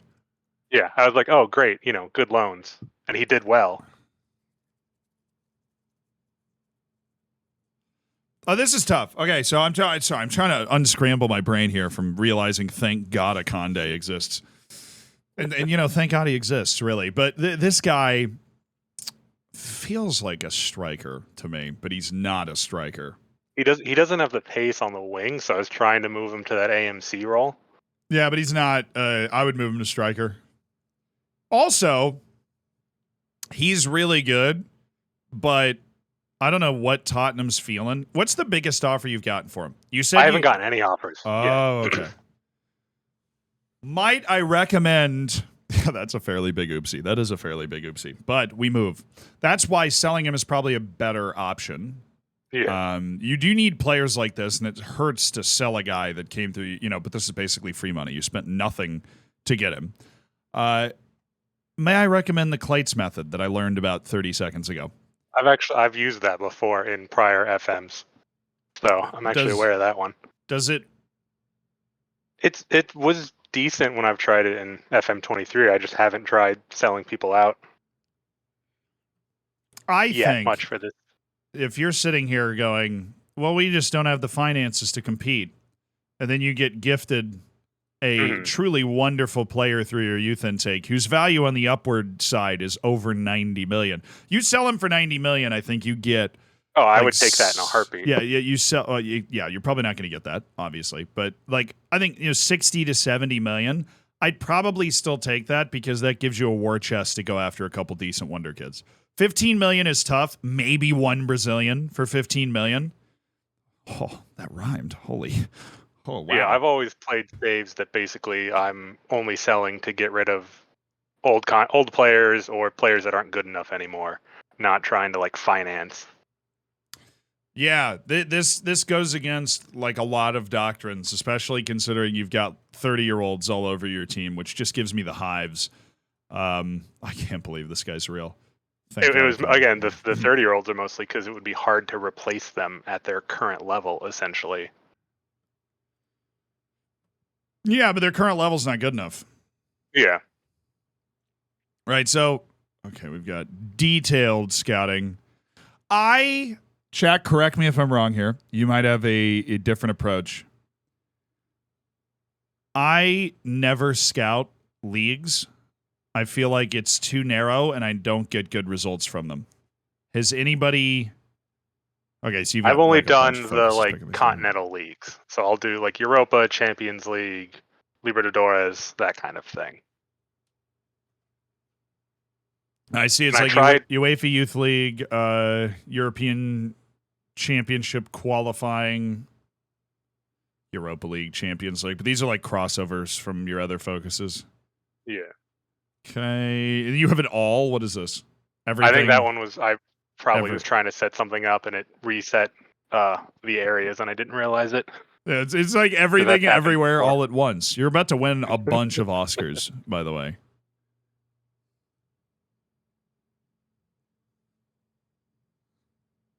Same as this guy. My scouting is my weakness, so I don't have any say.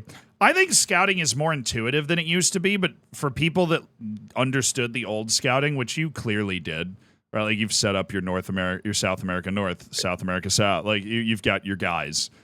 I tried setting up the groups of countries and then wasn't really getting a lot and moved back to regions and had better results. Yeah, this FM edition. Yeah, no, that's. I think my perception of how successful my scouting has been blurred by the fact that I've had it basically on the same thing for years. And scouts learn things faster in FM23. So if you have them on the same thing for years, they know everybody. And also, I scout youth tournaments so viciously that it's hard for me to remember who came from what. I'll get reports to be like, oh, yeah, we already knew about this guy, but we already knew about him because you scouted him in the youth tournament. And so now he's getting recycled in these recommendation report things. So I don't think the best person to ask, but I do miss the Wire the World stuff. And you're going for some of that. And I think that can be successful now. If we look at Giovanni Rossignoli, he's got at least average knowledge of everywhere that he's looking, which is good. Mr. Jorge Donut, not quite picking up on that yet, but he'll get there. I believe in him. But yeah, I think for the people that are I don't know how to handle scouting, just creating recruitment focuses for any position, any tactic. And if you're looking for wonder kids, you want to go down to 1 star over here and then take this up. Do you scout youth international tournaments? I've tried, and I haven't had any success with like actually finding somebody, or I'm doing it wrong. What do you do? I usually go through all the teams and look for the players that are probably like too young, and like it's like, why is a 16-year-old in the U20 tournament type stuff, or things like that. You have Usually the ones that are like the top of that whatever age bracket, if they're at a team, especially if they're like a big team, I just assume that they're out of range. That's fair. They're out of range because you have your transfer budget relative to the teams you are attempting to compete with is atrocious. And yeah, that's after 3. This is my 3rd season in the Champions League. I think the biggest purchase I've made was maybe like 25 or 30 million for Gabri Vega. But a couple others were like frees, like Charles. That's a good purchase, by the way. Gabri Vega is a good purchase. Yeah, he's done real well. It's a freaking good player. I think any team in the world could use that guy. So that's money well spent. But I think your team definitely, for a team that's attempting to catch Real Madrid and Barcelona, feels a little imbalanced. Like we're lacking it's not normal in real life, but the type of youth you get in Football Manager. Like this guy's loaned in. So you really have Ami Amroni, who came in through your youth intake, and Enric Verg, who did you sign this guy or was he already signed? No, the AI got that. I started this save at Deportivo. So yeah, you just haven't your scouting looks like you're wiring the world, but your signings aren't doing it. And it's just it's always worth saying the only way you're going to catch and pass Real Madrid and Barcelona in this situation is you have to beat them to Wonder Kids, because there are not enough Gabri Vegas to compete with them, right? Like you're not going to find guys that are this good at every position that you can buy for 25 to 30 million. You don't have enough money to sign every position for 25 million to begin with. And so you're going to have to develop a team that is able to beat them. You have a big advantage, though, being in Spain. Do you know what that is? The 2 years for South American citizenship. Yes, a man of culture. All right. You need to abuse South America. I mean, like, abuse. Colombia and Peru and Paraguay and Uruguay should know no peace. You should be bothering them every second of every day, right? Like you need to be you need to know what every 16-year-old in Uruguay had for breakfast this morning. Like, because in 2 years they will be Spanish, and that is so freaking valuable. So milk, yeah. Well, milk. It's cereal then milk. By the way, for those that were wondering, I know this is a question. See, we both agree. We're the two people you can hear right now. So this is right. But no, in Spain in particular is just South America pipeline. And so you will find, and the reason I didn't say Brazil and Argentina is because you need to like increase your economy for that to happen, right? I sound like I'm playing a strategy game here, but Ami Aharoni, anything over 60 million is probably good, right? The sad thing is he is a good player, but he's very balanced. He's going to need a lot of playing time. He's going to need 2 to 3 more years, probably focusing, if you want him on the outside, and acceleration and pace. If you want him on the inside, ball control and finishing, and probably acceleration and pace anyways.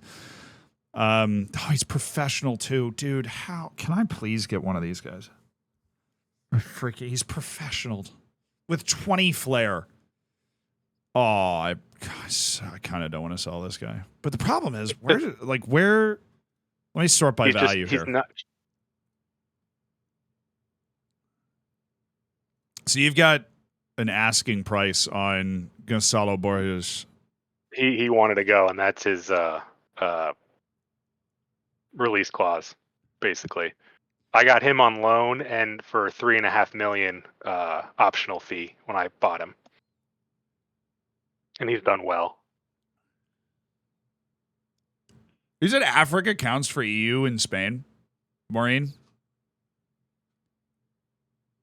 I think so. All of it? Somebody said, thank God. Most of it. Africa and the Caribbean, maybe? Oh, wait, no. There's oh, dude, it's that stupid like Caribbean and African Economic Alliance or something. Yeah. Oh, that thing? Oh, that's such a weird thing. Yeah, all the African, Caribbean, and Pacific group of states nations. And then it like you go to this screen in the world screen and it's just like Angola, Antigua, Barbuda. Oh, what a group. Sao Tome and Principe, Samoa, Rwanda, Suriname, Sudan, St. Lucia. We're so in. Just sign a bunch of Zanzibari dudes. Their national team is the Zanzibar Heroes. That's fun. All right, that's not the point. What were you talking about? Don't know. Lost track. Oh, good. So, oh no, it was this guy. Have you had any interest for him at all? I had some offers in like the 40 to 60 million range from like Crystal Palace, and he did not want to go to them at all. He's like, my client has no interest in going there. Why? Well, what's wrong with Crystal? Are they relegated? Crystal Palace. Yeah, they're in the championship. Okay. That's fair. God, the game is that wasn't busted. that wasn't the summer, so I guess, yeah, they would have been relegated at that point. I get it. The fact that a championship club is going to a Champions League team and being like, yeah, we'll give you 50 million for your wing. Yeah, it was like 40 plus 20 in like installments, and I was real tempted to take it. If I would have probably taken it if he hadn't been like, no, never. Yeah, you can always try and convince him, but to be perfectly honest, that's probably not an argument you're ever going to win.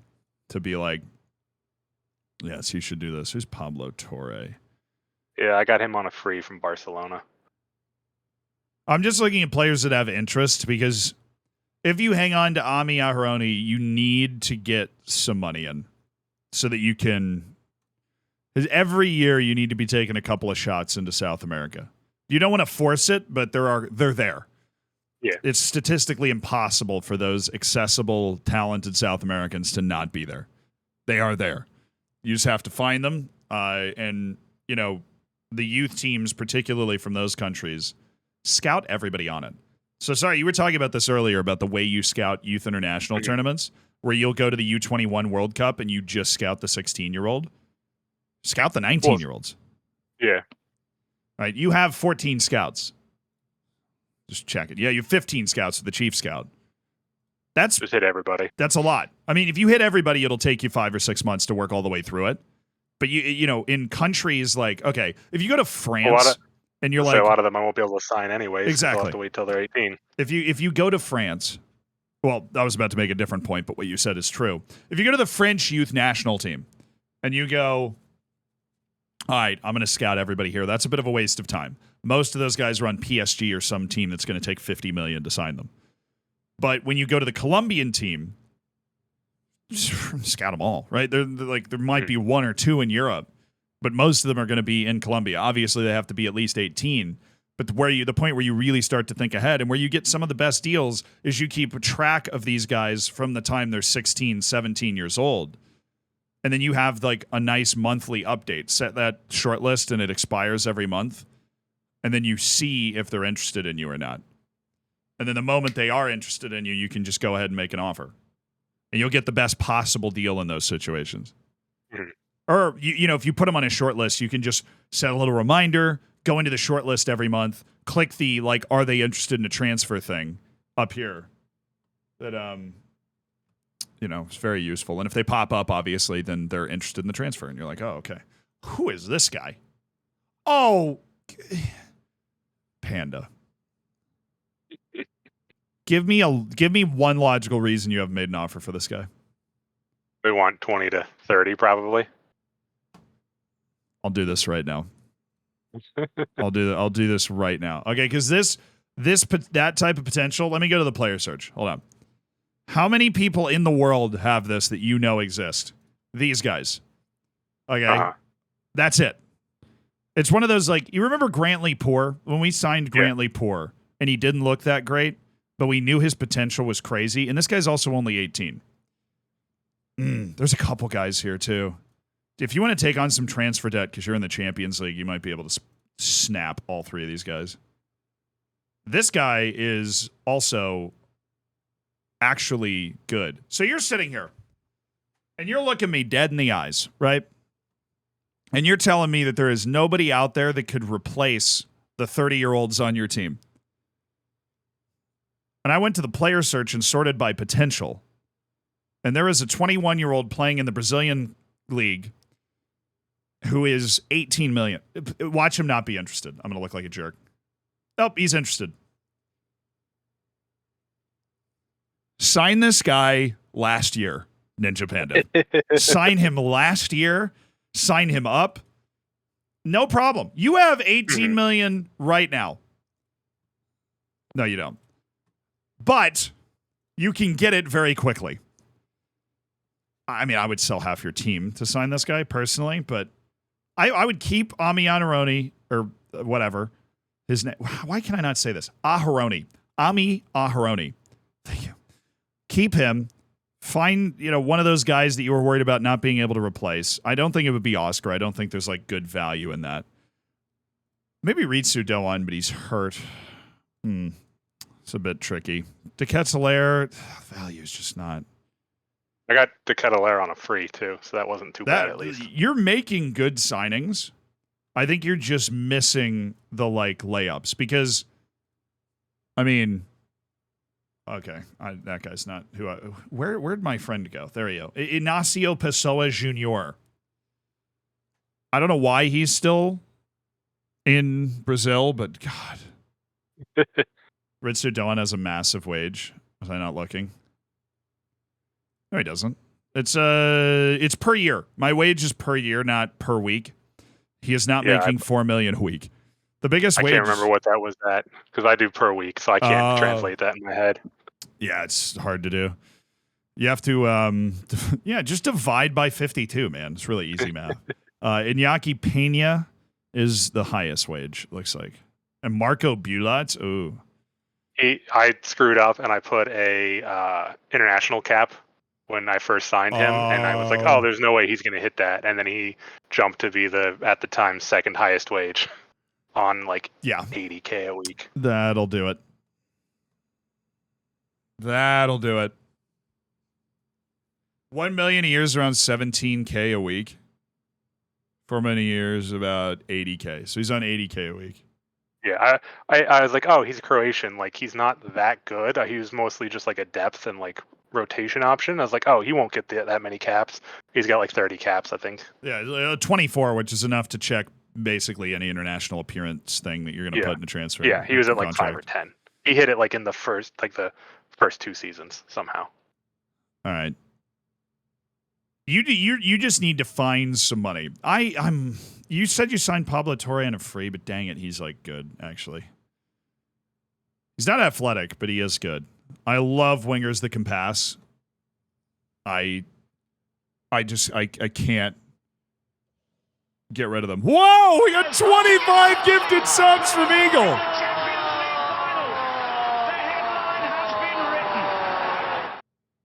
I think that means Eagle really wants you to sign this Brazilian Ninja.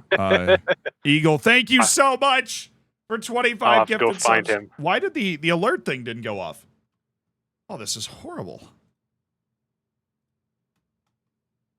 Yeah, you have to go find him. He's right at the top of the player search. Eagle also right at the top of the player search. When you search, you type legend into the name bar there. I went to go. We're not in the Discord because I was gonna go do the Discord call noises, but I don't know how to do that in a one-on-one phone call. It's been turned off since yesterday. It's not turned off though. Eagle, you deserve lots of noises, so here you go.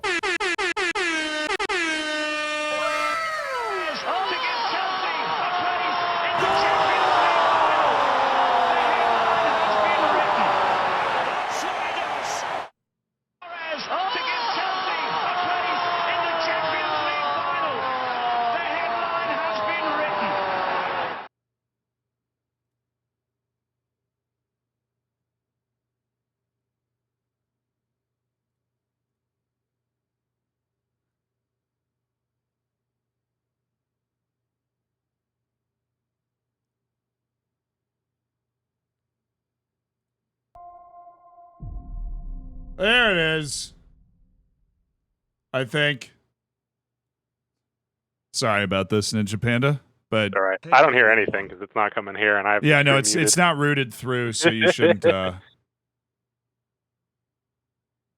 Yeah, it went off. Okay. Eagle, thank you so much for making 25 People's Days. The last thing we need to do to save this save chat is figure out where we're going to be able to get our boy Ninja Panda like $30 million in. I don't really want to sell your fullback either because I feel like he's your starter at right back, or he's not. Fullbacks They are kinda- hard to sell. They just both like rotate like 50-50. I think Carmona doesn't like big matches, so I try to not play him too much. But my next like summer transfer, I need to upgrade like the whole defensive line pretty much. Oh, that's good. Let's start with signing this guy. Your tactical familiarity is nuts, by the way. Good. All like, those match reviews. I mean, that's actually the best tactical familiarity I've ever seen.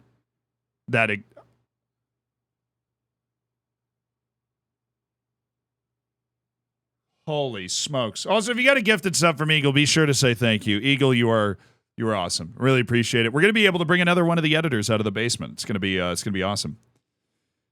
So Pablo Torre sell now. Really? Am I the only one that likes Pablo Torre? Marcus doesn't like Pablo Torre. I like him because he can play left and center as well. Like I like players with that flexibility.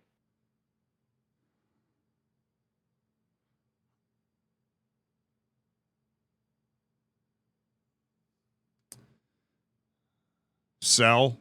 Keep him. Oh, good. I'm glad our first two bits of input were in agreement. He's not better than the 21-year-old, but we want to keep good players on the team, if we can. Mass played very well in the final. Chat, I looked. Mateo Mass's average rating was 7.17 over the past year, so he didn't actually break the 7.2, although he did make Champions League Team of the Season. So there is that. We won the Champions League with him starting a game. He made Champions League Team of the Season, but he got a 7.17, so he didn't actually clear 7.2. No $500 donation to a charity of my choice. Oh, sad. My Mass hate's still justified. God, did you like Mass? Do you like Mass, Panda? Me? What are your thoughts? I was just there for the memes. I wasn't fully around like watching every day when he got signed, so I missed out a lot of the early stuff. I was just there for the memes. So I wouldn't want to sell Pablo Torre. Chat's divided about selling Pablo Torre. Problem is there's not a lot of interest. It's him and Gabriel Zappa, who you said is important. I believe. How often do you play Ritsu Doan? He's the starter when he's like the main starter when he's healthy. Okay, on the right wing? Yeah, he may have set the La Liga assist record a prior season. Okay. He does have a pretty good feel for passing on the outside, so I can see that. Because he's somebody whose value is holding up despite his age. But he's also the type of person that I feel like if you offered him out. Also, guys, it's October. So there's no way to. Wait, hold on a second. What's your financial status? Are you rich? Oh, ask for more wage budget. Have you already done that? No, this is the first season that I've had like any kind of like actual balance. This reasonably late in the season. I see that. I'm usually running red until like the payments kick in. I'd say. And I've actually managed to keep it up for some reason. Your financial status is rich. So I think if you ask for more money, they might just give it to you. And then I would try to sell Ritsu Doan because I'm pretty sure not only is he 30, so he's not going to be around when you're like really achieving the things you want to achieve, but I'm pretty sure my boy Inacio can just like, I can't though. He's going to play the attacking midfield spot. Yeah, he's got no crossing. Yep. Our eyes both went to the same spot there. Yeah, I think you just need to push on though and get guys like this. I think if you ask for more money, your club is considered rich. I think you'll get it. You also want to up your transfer revenue retention from 90% to 100%, so that should be a double ask from the board. And then in January, you want to get that guy in. Mm-hmm. It should be your number one priority. And then honestly, there's a couple other guys in this list. If you want to take on transfer debt, which look, we all know I'm team transfer debt. If you go to these guys that are 20 to 30 million and you say, I'll give you 10 million up front and 15 million over the next 3 years, you should be able to do that deal in a way that it doesn't really ruin your club, but also gets, you want to collect players that have this kind of potential and then grow them. He's going to need a loan. This guy probably wouldn't need a loan. I think he'd get on the field a little bit for you, and he is super balanced. And he's Brazilian, which means that adaptability issue would be lessened by the fact that you're signing another young Brazilian. Okay. I feel like you're actually very close in this save. But you're going to need to institute the Clates method, which is apparently the most successful way to do transfers. The asking, I mean, you know how to do it, but I'm just explaining for chat. The asking price thing up, down. The asking price down and then work it up so that you can get some money in and then you'll be good. You'll be okay.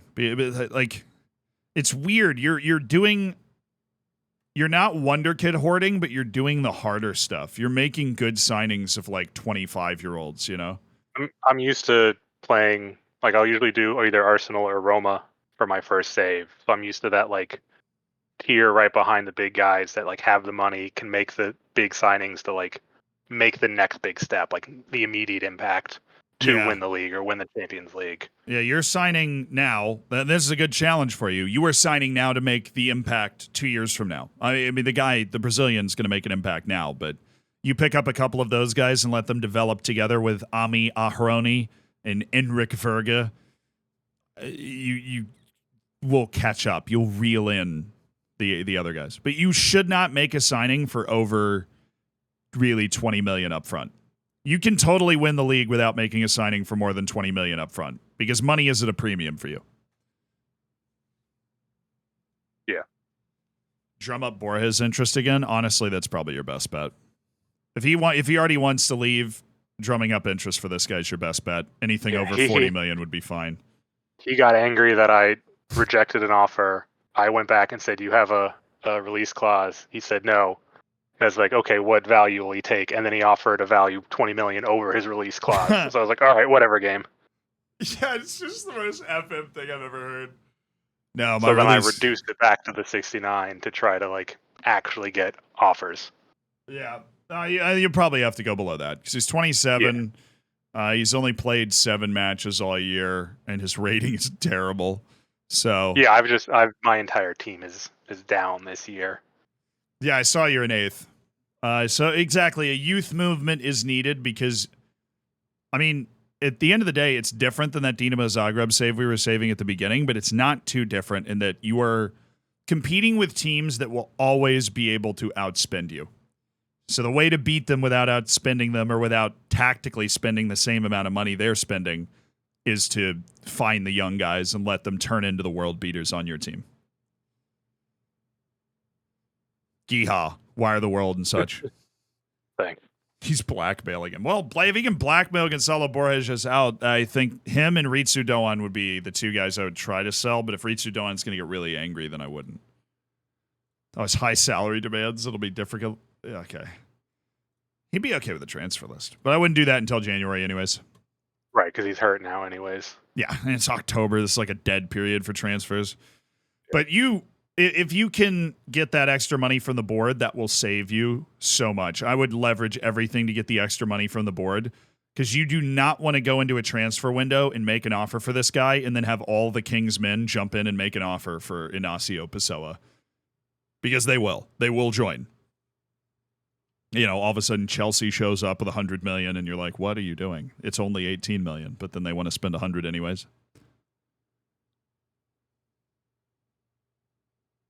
October's awesome for re-signing players. You people who have your lives together and re-sign players, I have everybody on 5-year contracts. I enjoy pain. But I think that's it, Panda. You have any other questions with this? No, I'm good then. All right. I am excited to see how that one guy develops. Shoot me a picture of him in a couple of years if you're able to sign him. All right, everybody say goodbye to Ninja Panda. Thank you for the save. Bye, Panda. Bye, chat.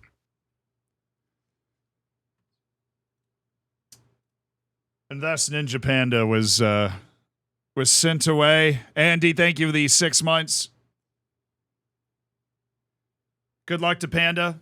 Yeah, actually, when he explained that, it made so much sense. He's like, yeah, my normal save is I'm a team that's not at the top, but we have the same money as the team at the top. It's like he makes these really intelligent signings of guys that are already in their prime. He's just not looking or thinking about going for the guys that, you know, it's a skill to be able to look at a guy like this and say, okay, if we train his acceleration and pace for a couple years, it's going to be like 16s, maybe even 17s, right? With that flair, with that work rate, with a great holy trinity. This dude's a advanced forward all day, right? Real problem at advanced forward. Incredible creativity. But you have to be able to project that out in your mind. And that's, of course, if his potential is legitimately super high. Like this guy needs a little pace to his game, but 19 vision. You can't teach 19 vision. That is nice. But if he hadn't, like, the AI signed this guy, he got this guy through his youth intake, and he got, thank God, a Conde through his youth intake. Right? So he hasn't really gone out. I mean, he loaned in a Beyond Blanco, but he hasn't really gone out and claimed a dude. Lou Black, thank you for the 3 months. Tomlinson, thank you for the 13 months. Appreciate you being a part of the Hammers. Enjoy the bacon. Enjoy the emotes. How much can stats grow generally? So normal pace of development, 19 and under, is like a 1 in everything and a 2 in a few things. And then if you still have a lot of potential to cover when you're 20 to 26, once you turn 26, you stop. But all the way through the age of 25, the development rate is the same. And it's like 1s and some to most things. No 2s, but like consistent kind of 1s. As long as they have a lot of potential still to go. Mental's agility and balance can grow after. Like after the development period is done when they turn 27, mental, like agility and balance, if you focus on agility and balance, that can still grow. And then obviously physical attributes will decline and mental attributes will go up as a player ages. Most goals I've had a player score in a season, I actually don't remember the answer to that. I only remember trophies, bro. I'm so sorry. All right, let me look at the Save Your Saves sheet because we have had a couple submitted here. I see Adam has submitted a save. So Adam, we're going to go ahead and get that save downloaded right now. We'll do that. If you could send me a friend request on Discord, that would be awesome. I've always wanted to be friends, Adam. Let's do this. His first name's really, thank God. I thought it was a joke. But it is not. He has, thank God, a Conde with Nigerian second nationality, which tracks. I mean, that is the same nation that gave us God's Power Tower. Well, let's have a seat, shall we? I know Heiko had over 40. I think we've had somebody score. I mean, Nick McCooty scored 52 in the National League. So that's the most we've had in this save. Nick McCooty scored 52 goals in the National League. Heiko really just needs to get on his level, to be honest. Oh. Da, da, da, da, da, da, da. All right, Adam, I accepted the friend request. Wow, you DM'd me 2 years ago. I love when that random stuff happens.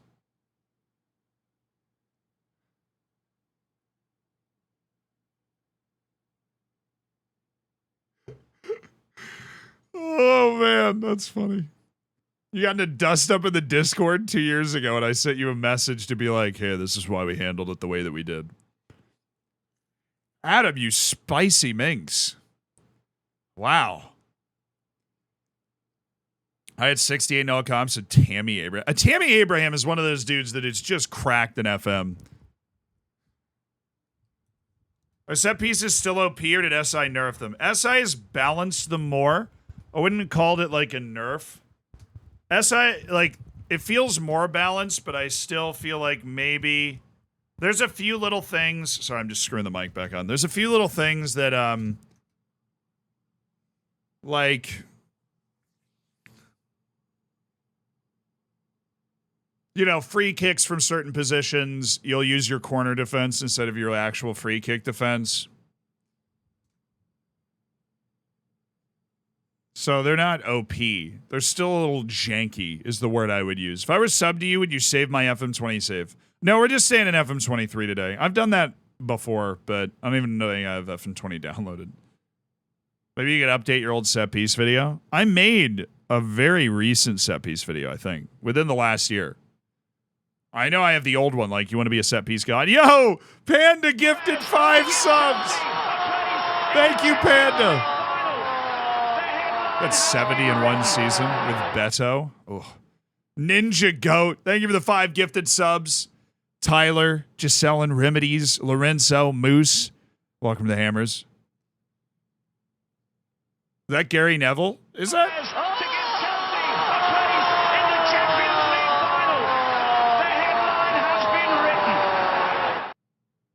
Yeah, I think you're right. I think that is Gary Neville. All right, I should have the save downloaded. Let's take a pop over.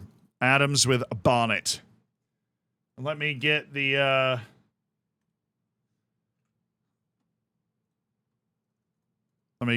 message copied over. All right, just been promoted to the Premier League for the 2nd time with Barnet. Ooh, I love that. He got relegated and kept his job.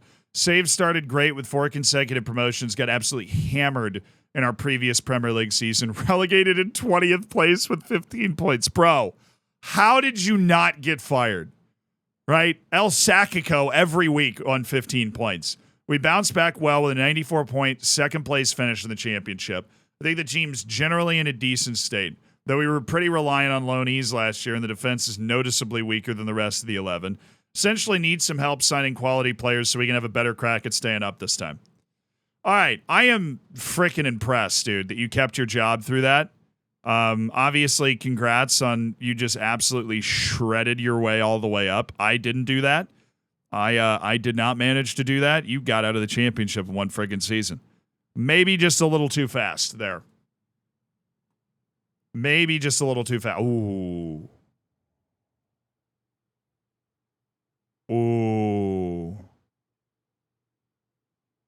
I think I already know why. This is the main tactic. All right, I'm going to call you an odd sec here, Adam, but, you know, we're doing what we did with the other saves. We're just kind of going in, taking a look with Chak first. Why do you guys think I'm saying ooh? What's the issue with a low defensive line, narrow formation?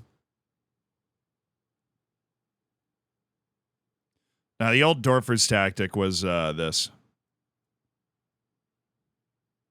Bad wingbacks.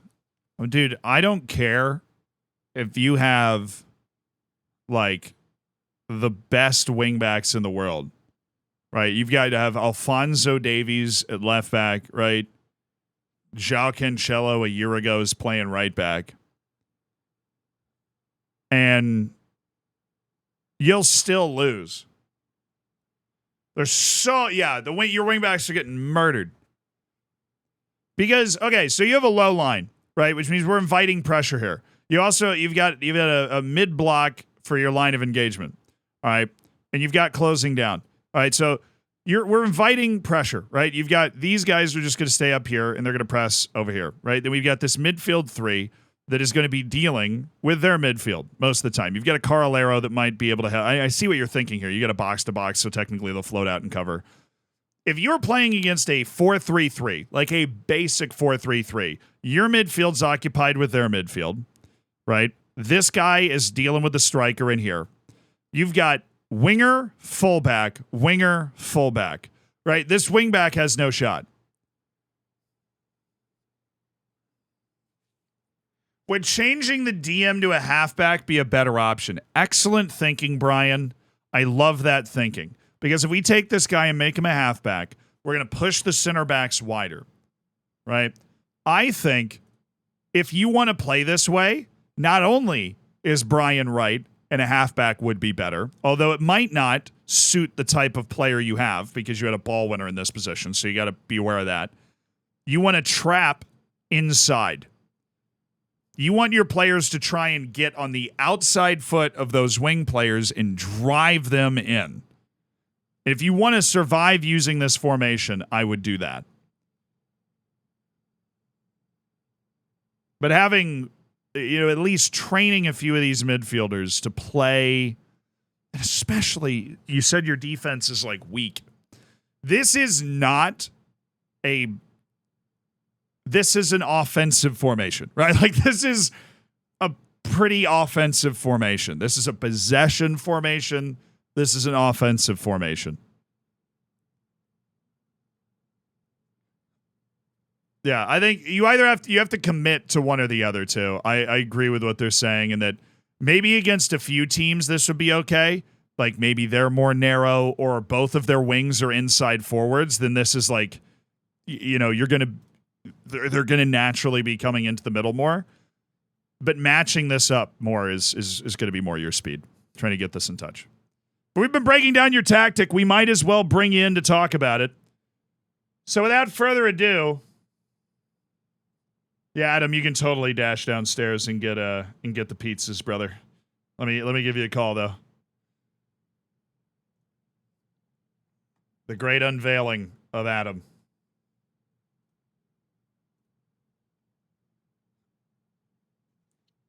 Hello. Hey, what's up? Yeah, I'm doing good. Thanks. How are you? I'm good. All right. And are you ready to meet the chat? Yeah. Hello, chat. Sorry, I haven't got you over yet. There he is. There's Adam. Showtime. Hello. Everybody say hi, Adam. There he is. Yeah. No, I don't know what to say to them either most of the time. Don't worry about it. Okay. So what do you think? You've probably been listening to us, obviously, which has got to be a weird feeling. We're just sitting here breaking down your tactic, right? And you've had an absolutely electric start to the save. And then dude, honestly, most people give up when they get relegated, and I am so happy to have found somebody else that enjoys the pain of Football Manager, because you're sitting here like, I got 15 points in a season. You finished the whole season and got right back up. That's worthy of some applause as well. But what are your thoughts on what we've been saying about your tactic? I think I would have to agree about the issues with the fullbacks, because it does seem that especially that left back gets exposed a lot. What I will say is I have tried trap inside as an instruction, and I just found that it was leaving me really, really exposed to long balls over the top, and I think my centre backs aren't quite quick enough to deal with that, so then it would lead to just further defensive issues. And the good thing about this formation is I've only actually used it in this one championship season. I tend to change tactics a lot. So when I got relegated from the Premier League, I was using what's probably like a more conventional, I think 5-2-3 formation, or 3-4-3 kind of thing. Got it. And obviously that wasn't too effective either, but I think that wasn't so much due to the tactic. That was more just due to our personnel not being to the level that it actually needs to be in order to stay up in the Premier League. Yeah, that's another thing is I think I've tried tinkering with opposition instructions a bit as well, and I found that to be somewhat successful this past championship season. So I would say I'd definitely be open to building a new tactic, because I still got a lot of transfer business to do before this coming season. Yeah, this is a tricky point. This is always a tricky point, because what I did, and I kind of, if this is the real world, you would not do what I did in this position, where I showed up and spent 80 million on David Bulow was the first thing I did. But, I took on transfer debt and stuff. But if you want, you can go nuts like that. You said you really need to upgrade your defense. We've got some detailed. Just let me know when your pizza gets here. You can go get it. We're not, this isn't. I will. Thank you. We're not overly intense. I'm all pro pizza here. So it's South America, South. Okay, Yeah, what so do I've you got have? Okay, I've I'm got, just like, looking quite a around at few scouting. guys. Yeah. Keep talking. Yeah. Keep saying what you were just saying. Just Yeah, so scouting wise, I think I've had some decent success, like identifying people through like the normal recruitment focus method. Then I've done some manual scouting as well of youth comps, and that's how I've found a few players, especially kind of like I've found like the youth European championships have been really, really useful for finding wonder kids. It's just the problem is a lot of them still aren't quite at the point where they actually want to join me. A lot of them still like absolutely no transfer interest, even though I'm back into the Premier League, just because the reputation, I guess, still isn't high enough. But I've got an active shortlist, quite a lot of players on there. Some I think would be feasible targets. okay. And then Yeah. Show me. We can diagnose the feasible targets. Who you got in here? Who am I looking for? So there's one guy who I had in on loan last year called, I'm not sure if he'll actually show up, but I think if you look in, Lautaro dos Santos, yeah, there he is, 6th down. And he's one of those kind of players that I was considering pulling a Bulo with, like just doing a massive deal with loads of it in installments and seeing how that goes. Don't do it. Don't do it. But don't do it. Okay, yeah. fine. He's So here, like the thing is, like, he's good, and if you can loan him in again, totally do that. But with the Bulo move, right? With the Bulo move, you got one shot.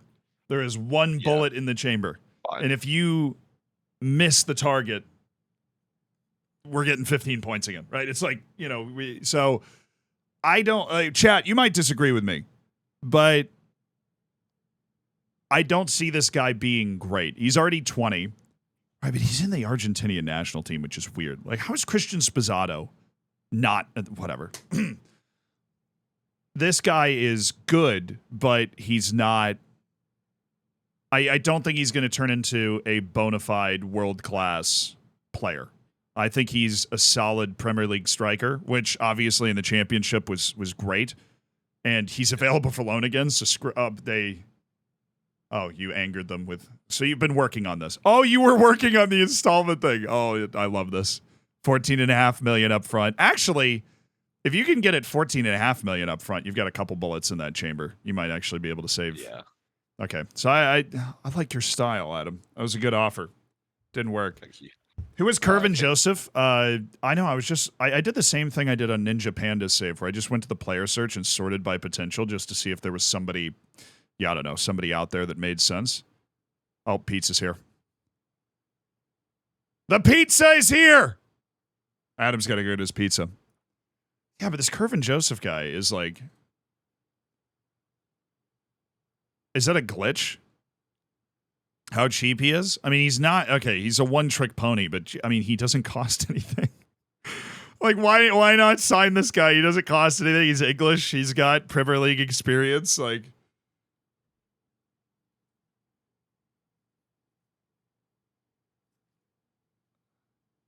He's so cheap, There's a reason there's these guys, like, everybody wants him on loan, I guess. Maybe he doesn't want to join or something.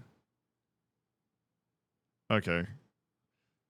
Yeah, first order of business, we're just poking around the player search here. I don't know what happened to Arsenal to hate Curvin Joseph as much as they do. This guy's not amazing, but he's also free, and he's definitely a Premier League level creative player. He'll be really annoying, though, because some games he'll do absolutely nothing because he has low work rate and he's an idiot. But that guy would be a solid pickup. But let's see. Let's go back to the short list. You said you take a lot of time with your short list, and you have. So let's take a look at different prices. So who the heck is Jurgen Scheidel? Oh, he's not very good. I have a feeling. Can you hear me, Adam? Yeah. Okay, cool. Yeah. I was making sure. What pizza did you get? No, you're good. I got a... I think it's just a... Okay, yeah, it's a regular margarita with mushrooms on top, crispy base. Looking forward to it. Would you want to show chat so that we all get hungry here? Yeah, let me put it up real quick. Oh, it's one of those margaritas. Yeah, it's like proper Neapolitan style sourdough base, so should be good. That's good. Oh, that looks. Yeah, don't drop the pizza. We've seen it. It's cool. It's safe. It's safe. Oh, it's safe. Good. The pizza's safe. That is a pizza cam right there. That's a good looking pizza. All right, I gotta focus. All right, let's look at your players right now. Oh, good. Yes. We love to see a wonder kid. How did you find a guy like this? I have not been able to find a guy like this in my whole freaking save. He's nice. Eastern European scouting focus, I think. Yeah. Same with this guy. It seems like Romania having kind of like a youth golden generation in my save, so I've managed to find like a few good Romanian players, which has been helpful. For sure. Chase that feeling. And there's 22-year-old Alan Redamozo. This guy's decent. Okay. Do you have anybody whose value would have shot up a lot when you gave? Oh, Eurozech. Do not sell him unless you get a $70 million offer or something. Yeah, Zech just here to stay for sure. So actually, his backup Kunkic, Croatian guy, just had a bid in for like I think 13 million, and I think I'll sell him. Yeah. Raise some extra funds because he's good, but he's definitely not Premier League quality. So. No, yeah, he's just not. I mean, if you're trying to play in the midfield with 10 first touch in the Prem, you're going to get eaten alive. Yeah. Okay, so you're going to end up with even more money. I'm assuming you're at 100%. Yes, so you're going to be sitting at like 50 million, which means if you take on installments and you hit that kind of offer you were just trying to get that striker for, you could probably make 4 signings and ring up like 100 million in transfer debt, which honestly probably still is super safe considering if you get relegated, you have parachute payments and you'll survive that. So let's go back here and let's look for, is there anybody else that you were thinking about signing? Well, I mean, Julio Rodriguez, the like fourth down is basic. I think I agreed a contract with him and he's basically in the door. Yeah, that guy. Yes. So I think the potential's a bit of a shame. If he could be 5-star, it'd be a bit better, but like he's perfectly like he's a really solid player. I like him a lot. And well, I think there's also, no matter what happens in his career, you're gonna you can flip him for 10 times what you paid for him, no problem, and then turn him into other players. You're right in that when you're winning the Premier League, this guy won't be on your team, but right now he's better than the center backs that I had seen. So I suppose I go to the transfer screen here, see if you have any other deals going. So you're working on Pablo Battaglia. Okay. Yeah, that's an option at attacking midfielder. Just thinking about I was thinking more about how him fitting into the 4-4-2 diamond as the AMC. I think he has room to grow, which is nice still. And he's pretty cheap. It's a release clause that I'm getting him for. So yeah, no, he's just such a good defender, with the one tackling and the 2 marking. He's really that is amazingly bad. I might have higher tackling than him, with enthusiasm, good resale value.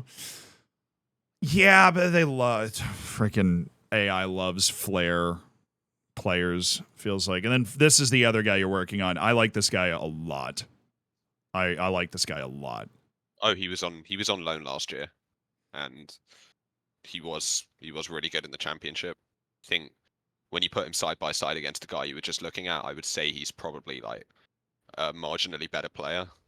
Just technically he's got a bit more going for him, and he's more versatile as well. So yeah, he's also he's just more well-rounded. You're gonna get mad at this guy less. He doesn't like big matches, but not in a horrible way. This level of everything, you can definitely make that work.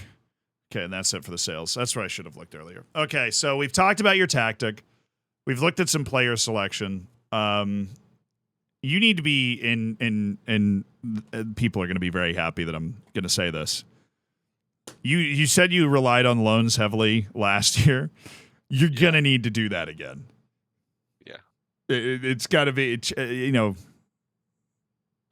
it's time for you to spam the loan thing because I I think the first year I didn't loan anybody in was the year we won the Europa League. Like, there's always there's the loans. There's always a like disgruntled idiot on Manchester United who's just good enough to be at least a part of your team. I mean, Sam Hughes, I don't know if you've watched the Taunton save. It's totally fine if you haven't. But Sam Hughes, the guy we had this last season, was not starting at Manchester United and then just he was a world-class player that was available for loan from Manchester United. So you need to, I would set up a loan scout and then add the top 5 leagues. So if I'm going to go to recruitment focus, yeah. There is the loans recruitment focus. Oh shoot! Actually, oh yes. Oh, you wait. You let me. Oh, lower this. You gotta lower this. Okay. All right. Yeah, just you don't want to limit yourself here because you're not trying to loan Wonder Kids. So make sure these are the same. And then it says your scouts are busy. Do you not have enough, brother? Adam. I'm pretty sure that guy's only. I need to hire more because the allowance just got upped. That's what they all say, Adam. That's what they all say. I'm sorry. No, you know, like I know. You're gonna get it. It'll be fine. It all just got upped, but we need to fill out the scouts. It is always because you have more recruitment focuses than your scouts can cover right now, which is obviously a bit of an issue. You're just not going to get the same level of reports or anything. Max out the number of players you get in on loan. 4 shots. After that sale, you have 50 million. If you can keep it from 10 to 15 million up front for the type of purchases you make, you have 4 shots to add great players. What I'm looking for is like a particularly great player. Abner? Dang it, he's not. You definitely want to go after people that have that kind of potential, though. Yeah. This group right here that I'm looking at in player search, let me see if I can change that. Or this is in your shortlist. God, you did shortlist well. This group right here. Ooh, who's this? Okay, this is a weird. I'd probably sign him just because that potential is so dang hot, and he'll definitely be able to make money off selling him.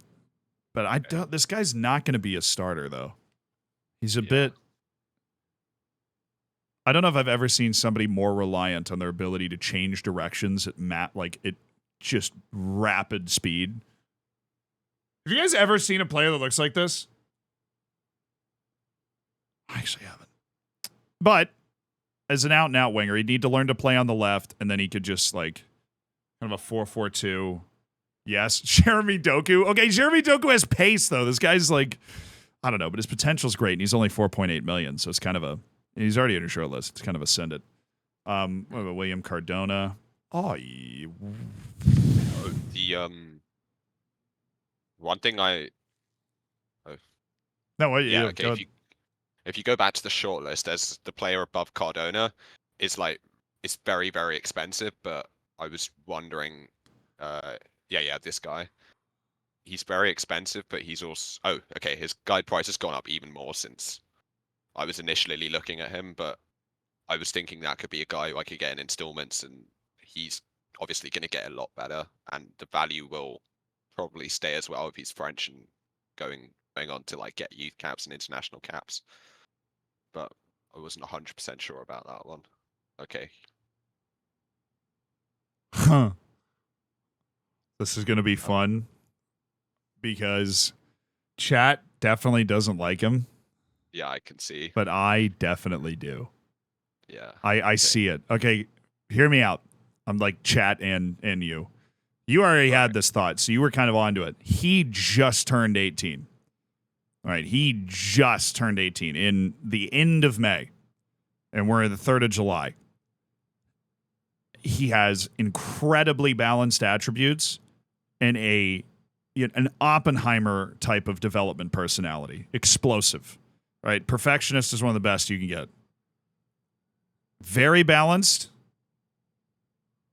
I think he's 5'11". Who cares? He has 13 jumping reach. By the time this potential ticks off, it'll be 15 or 16.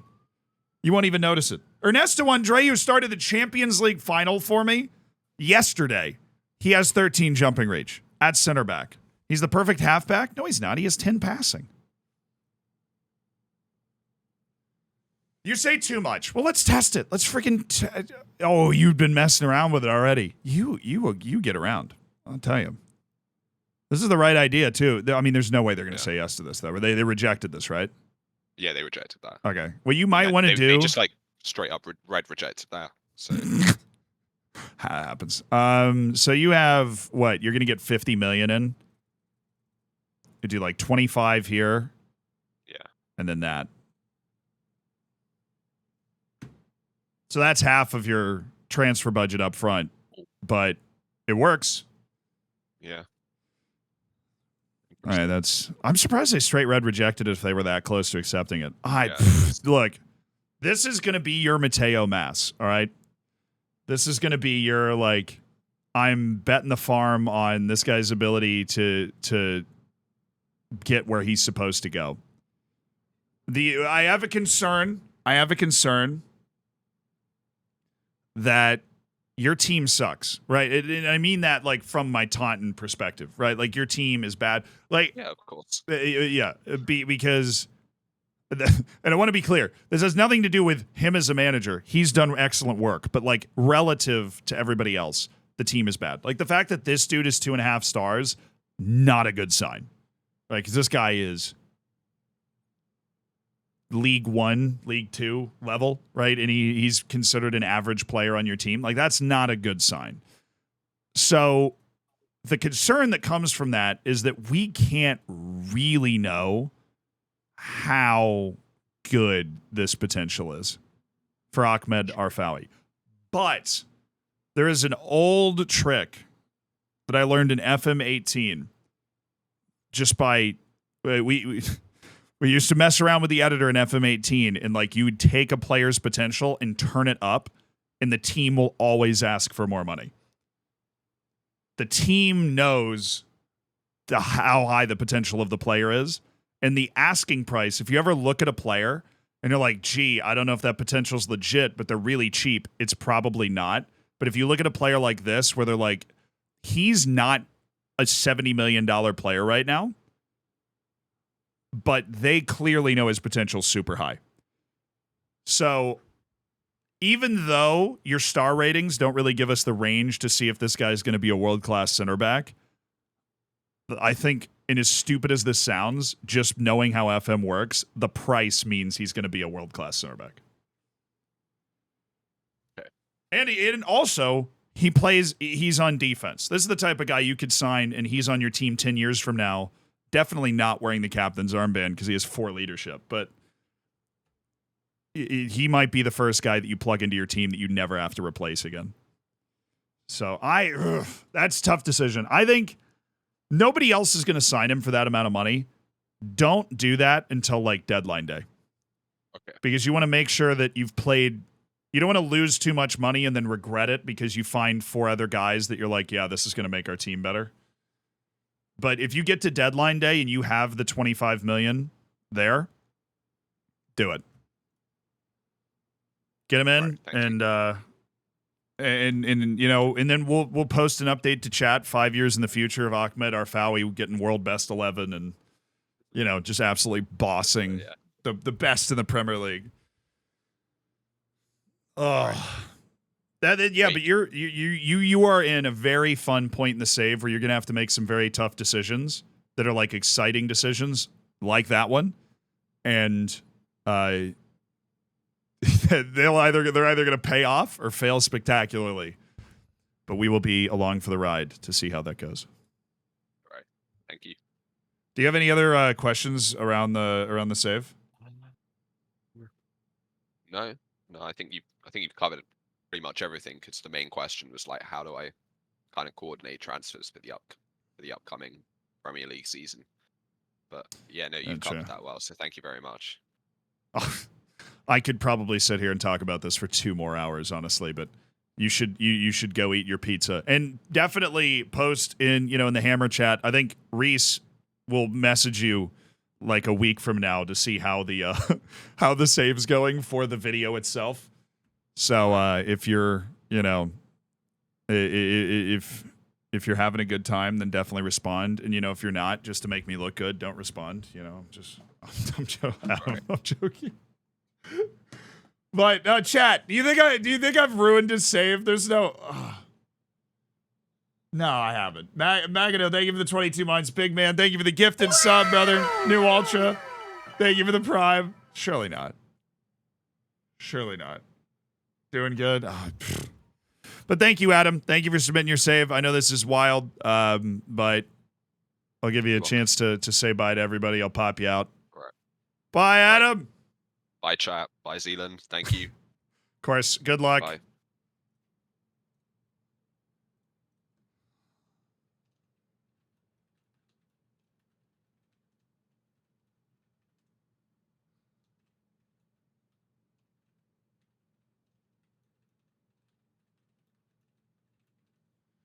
All right. That was a fun save, dude. I really liked that. That was a really cool save. Aldetruda, thank you so much for the prime. Enjoy the pizza, dude. That pizza looked so good. That pizza looked so freaking good.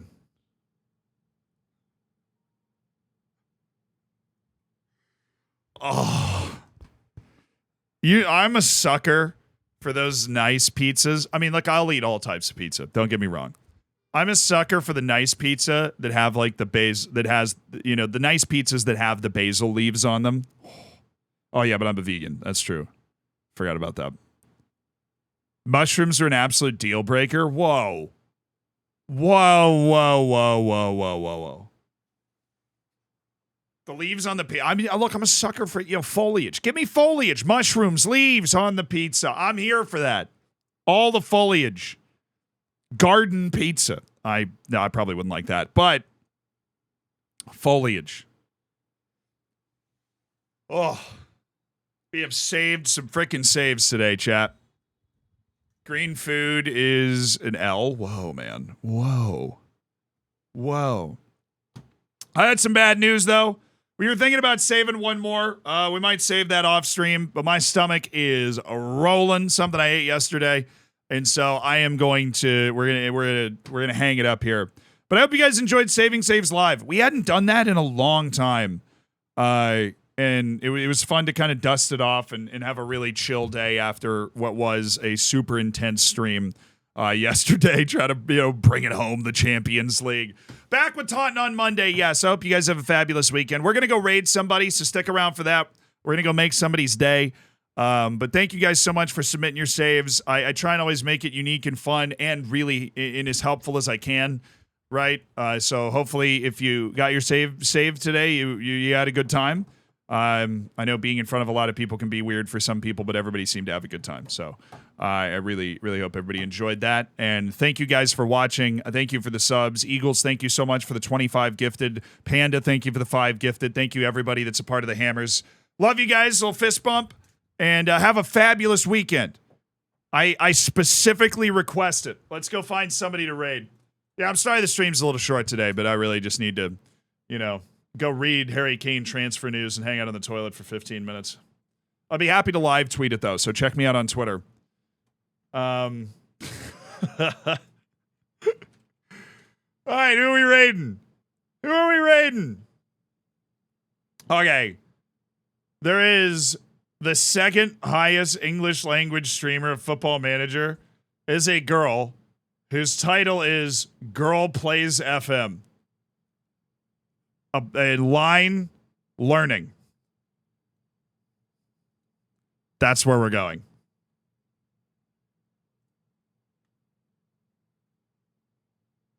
Oh, no, we're not. Never mind. Sorry. I did some investigating. We're not going there.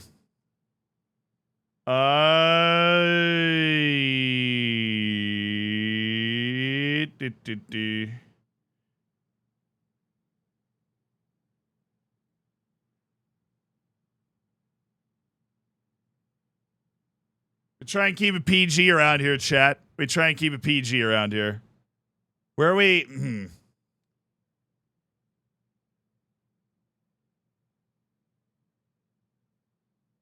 Have I rated this person? I have not raided the. Oh, sweet. These are my favorite type of raids. Anyways, these are my favorite type of raids. This person has 35 followers and literally just started streaming. When I talk about going and making somebody's day, this is what I'm friggin' talking about, dude. This is what I'm friggin' talking about. These are like inarguably the best the best type of save right here. Get your copy pasta ready. Chat, lock in, dial in. We got to be in good form here. Get your copy pasta ready. And then, of course, they're not going to have the moderator team, so be on good behavior. And, how'd you get into streaming? How's the save going? Everything. We got our copy pasta. All right. We're going to absolutely blast that when we go in for the raid, so make sure you have that copied. And I will see you guys on Monday. We'll be back with Taunton. We'll be doing the off season. We might be doing some other fun stuff. I'll keep you updated on it. But thank you guys so much for tuning in today. Have a great weekend. Bye.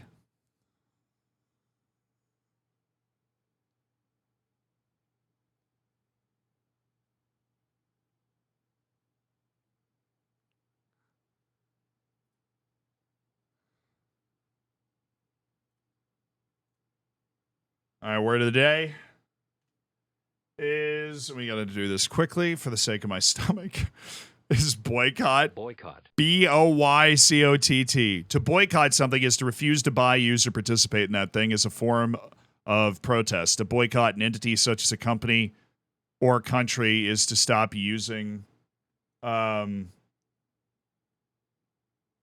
is to stop using the goods or services of that entity until changes are made. People are boycotting the company for its refusal to reduce its yearly greenhouse gas emissions.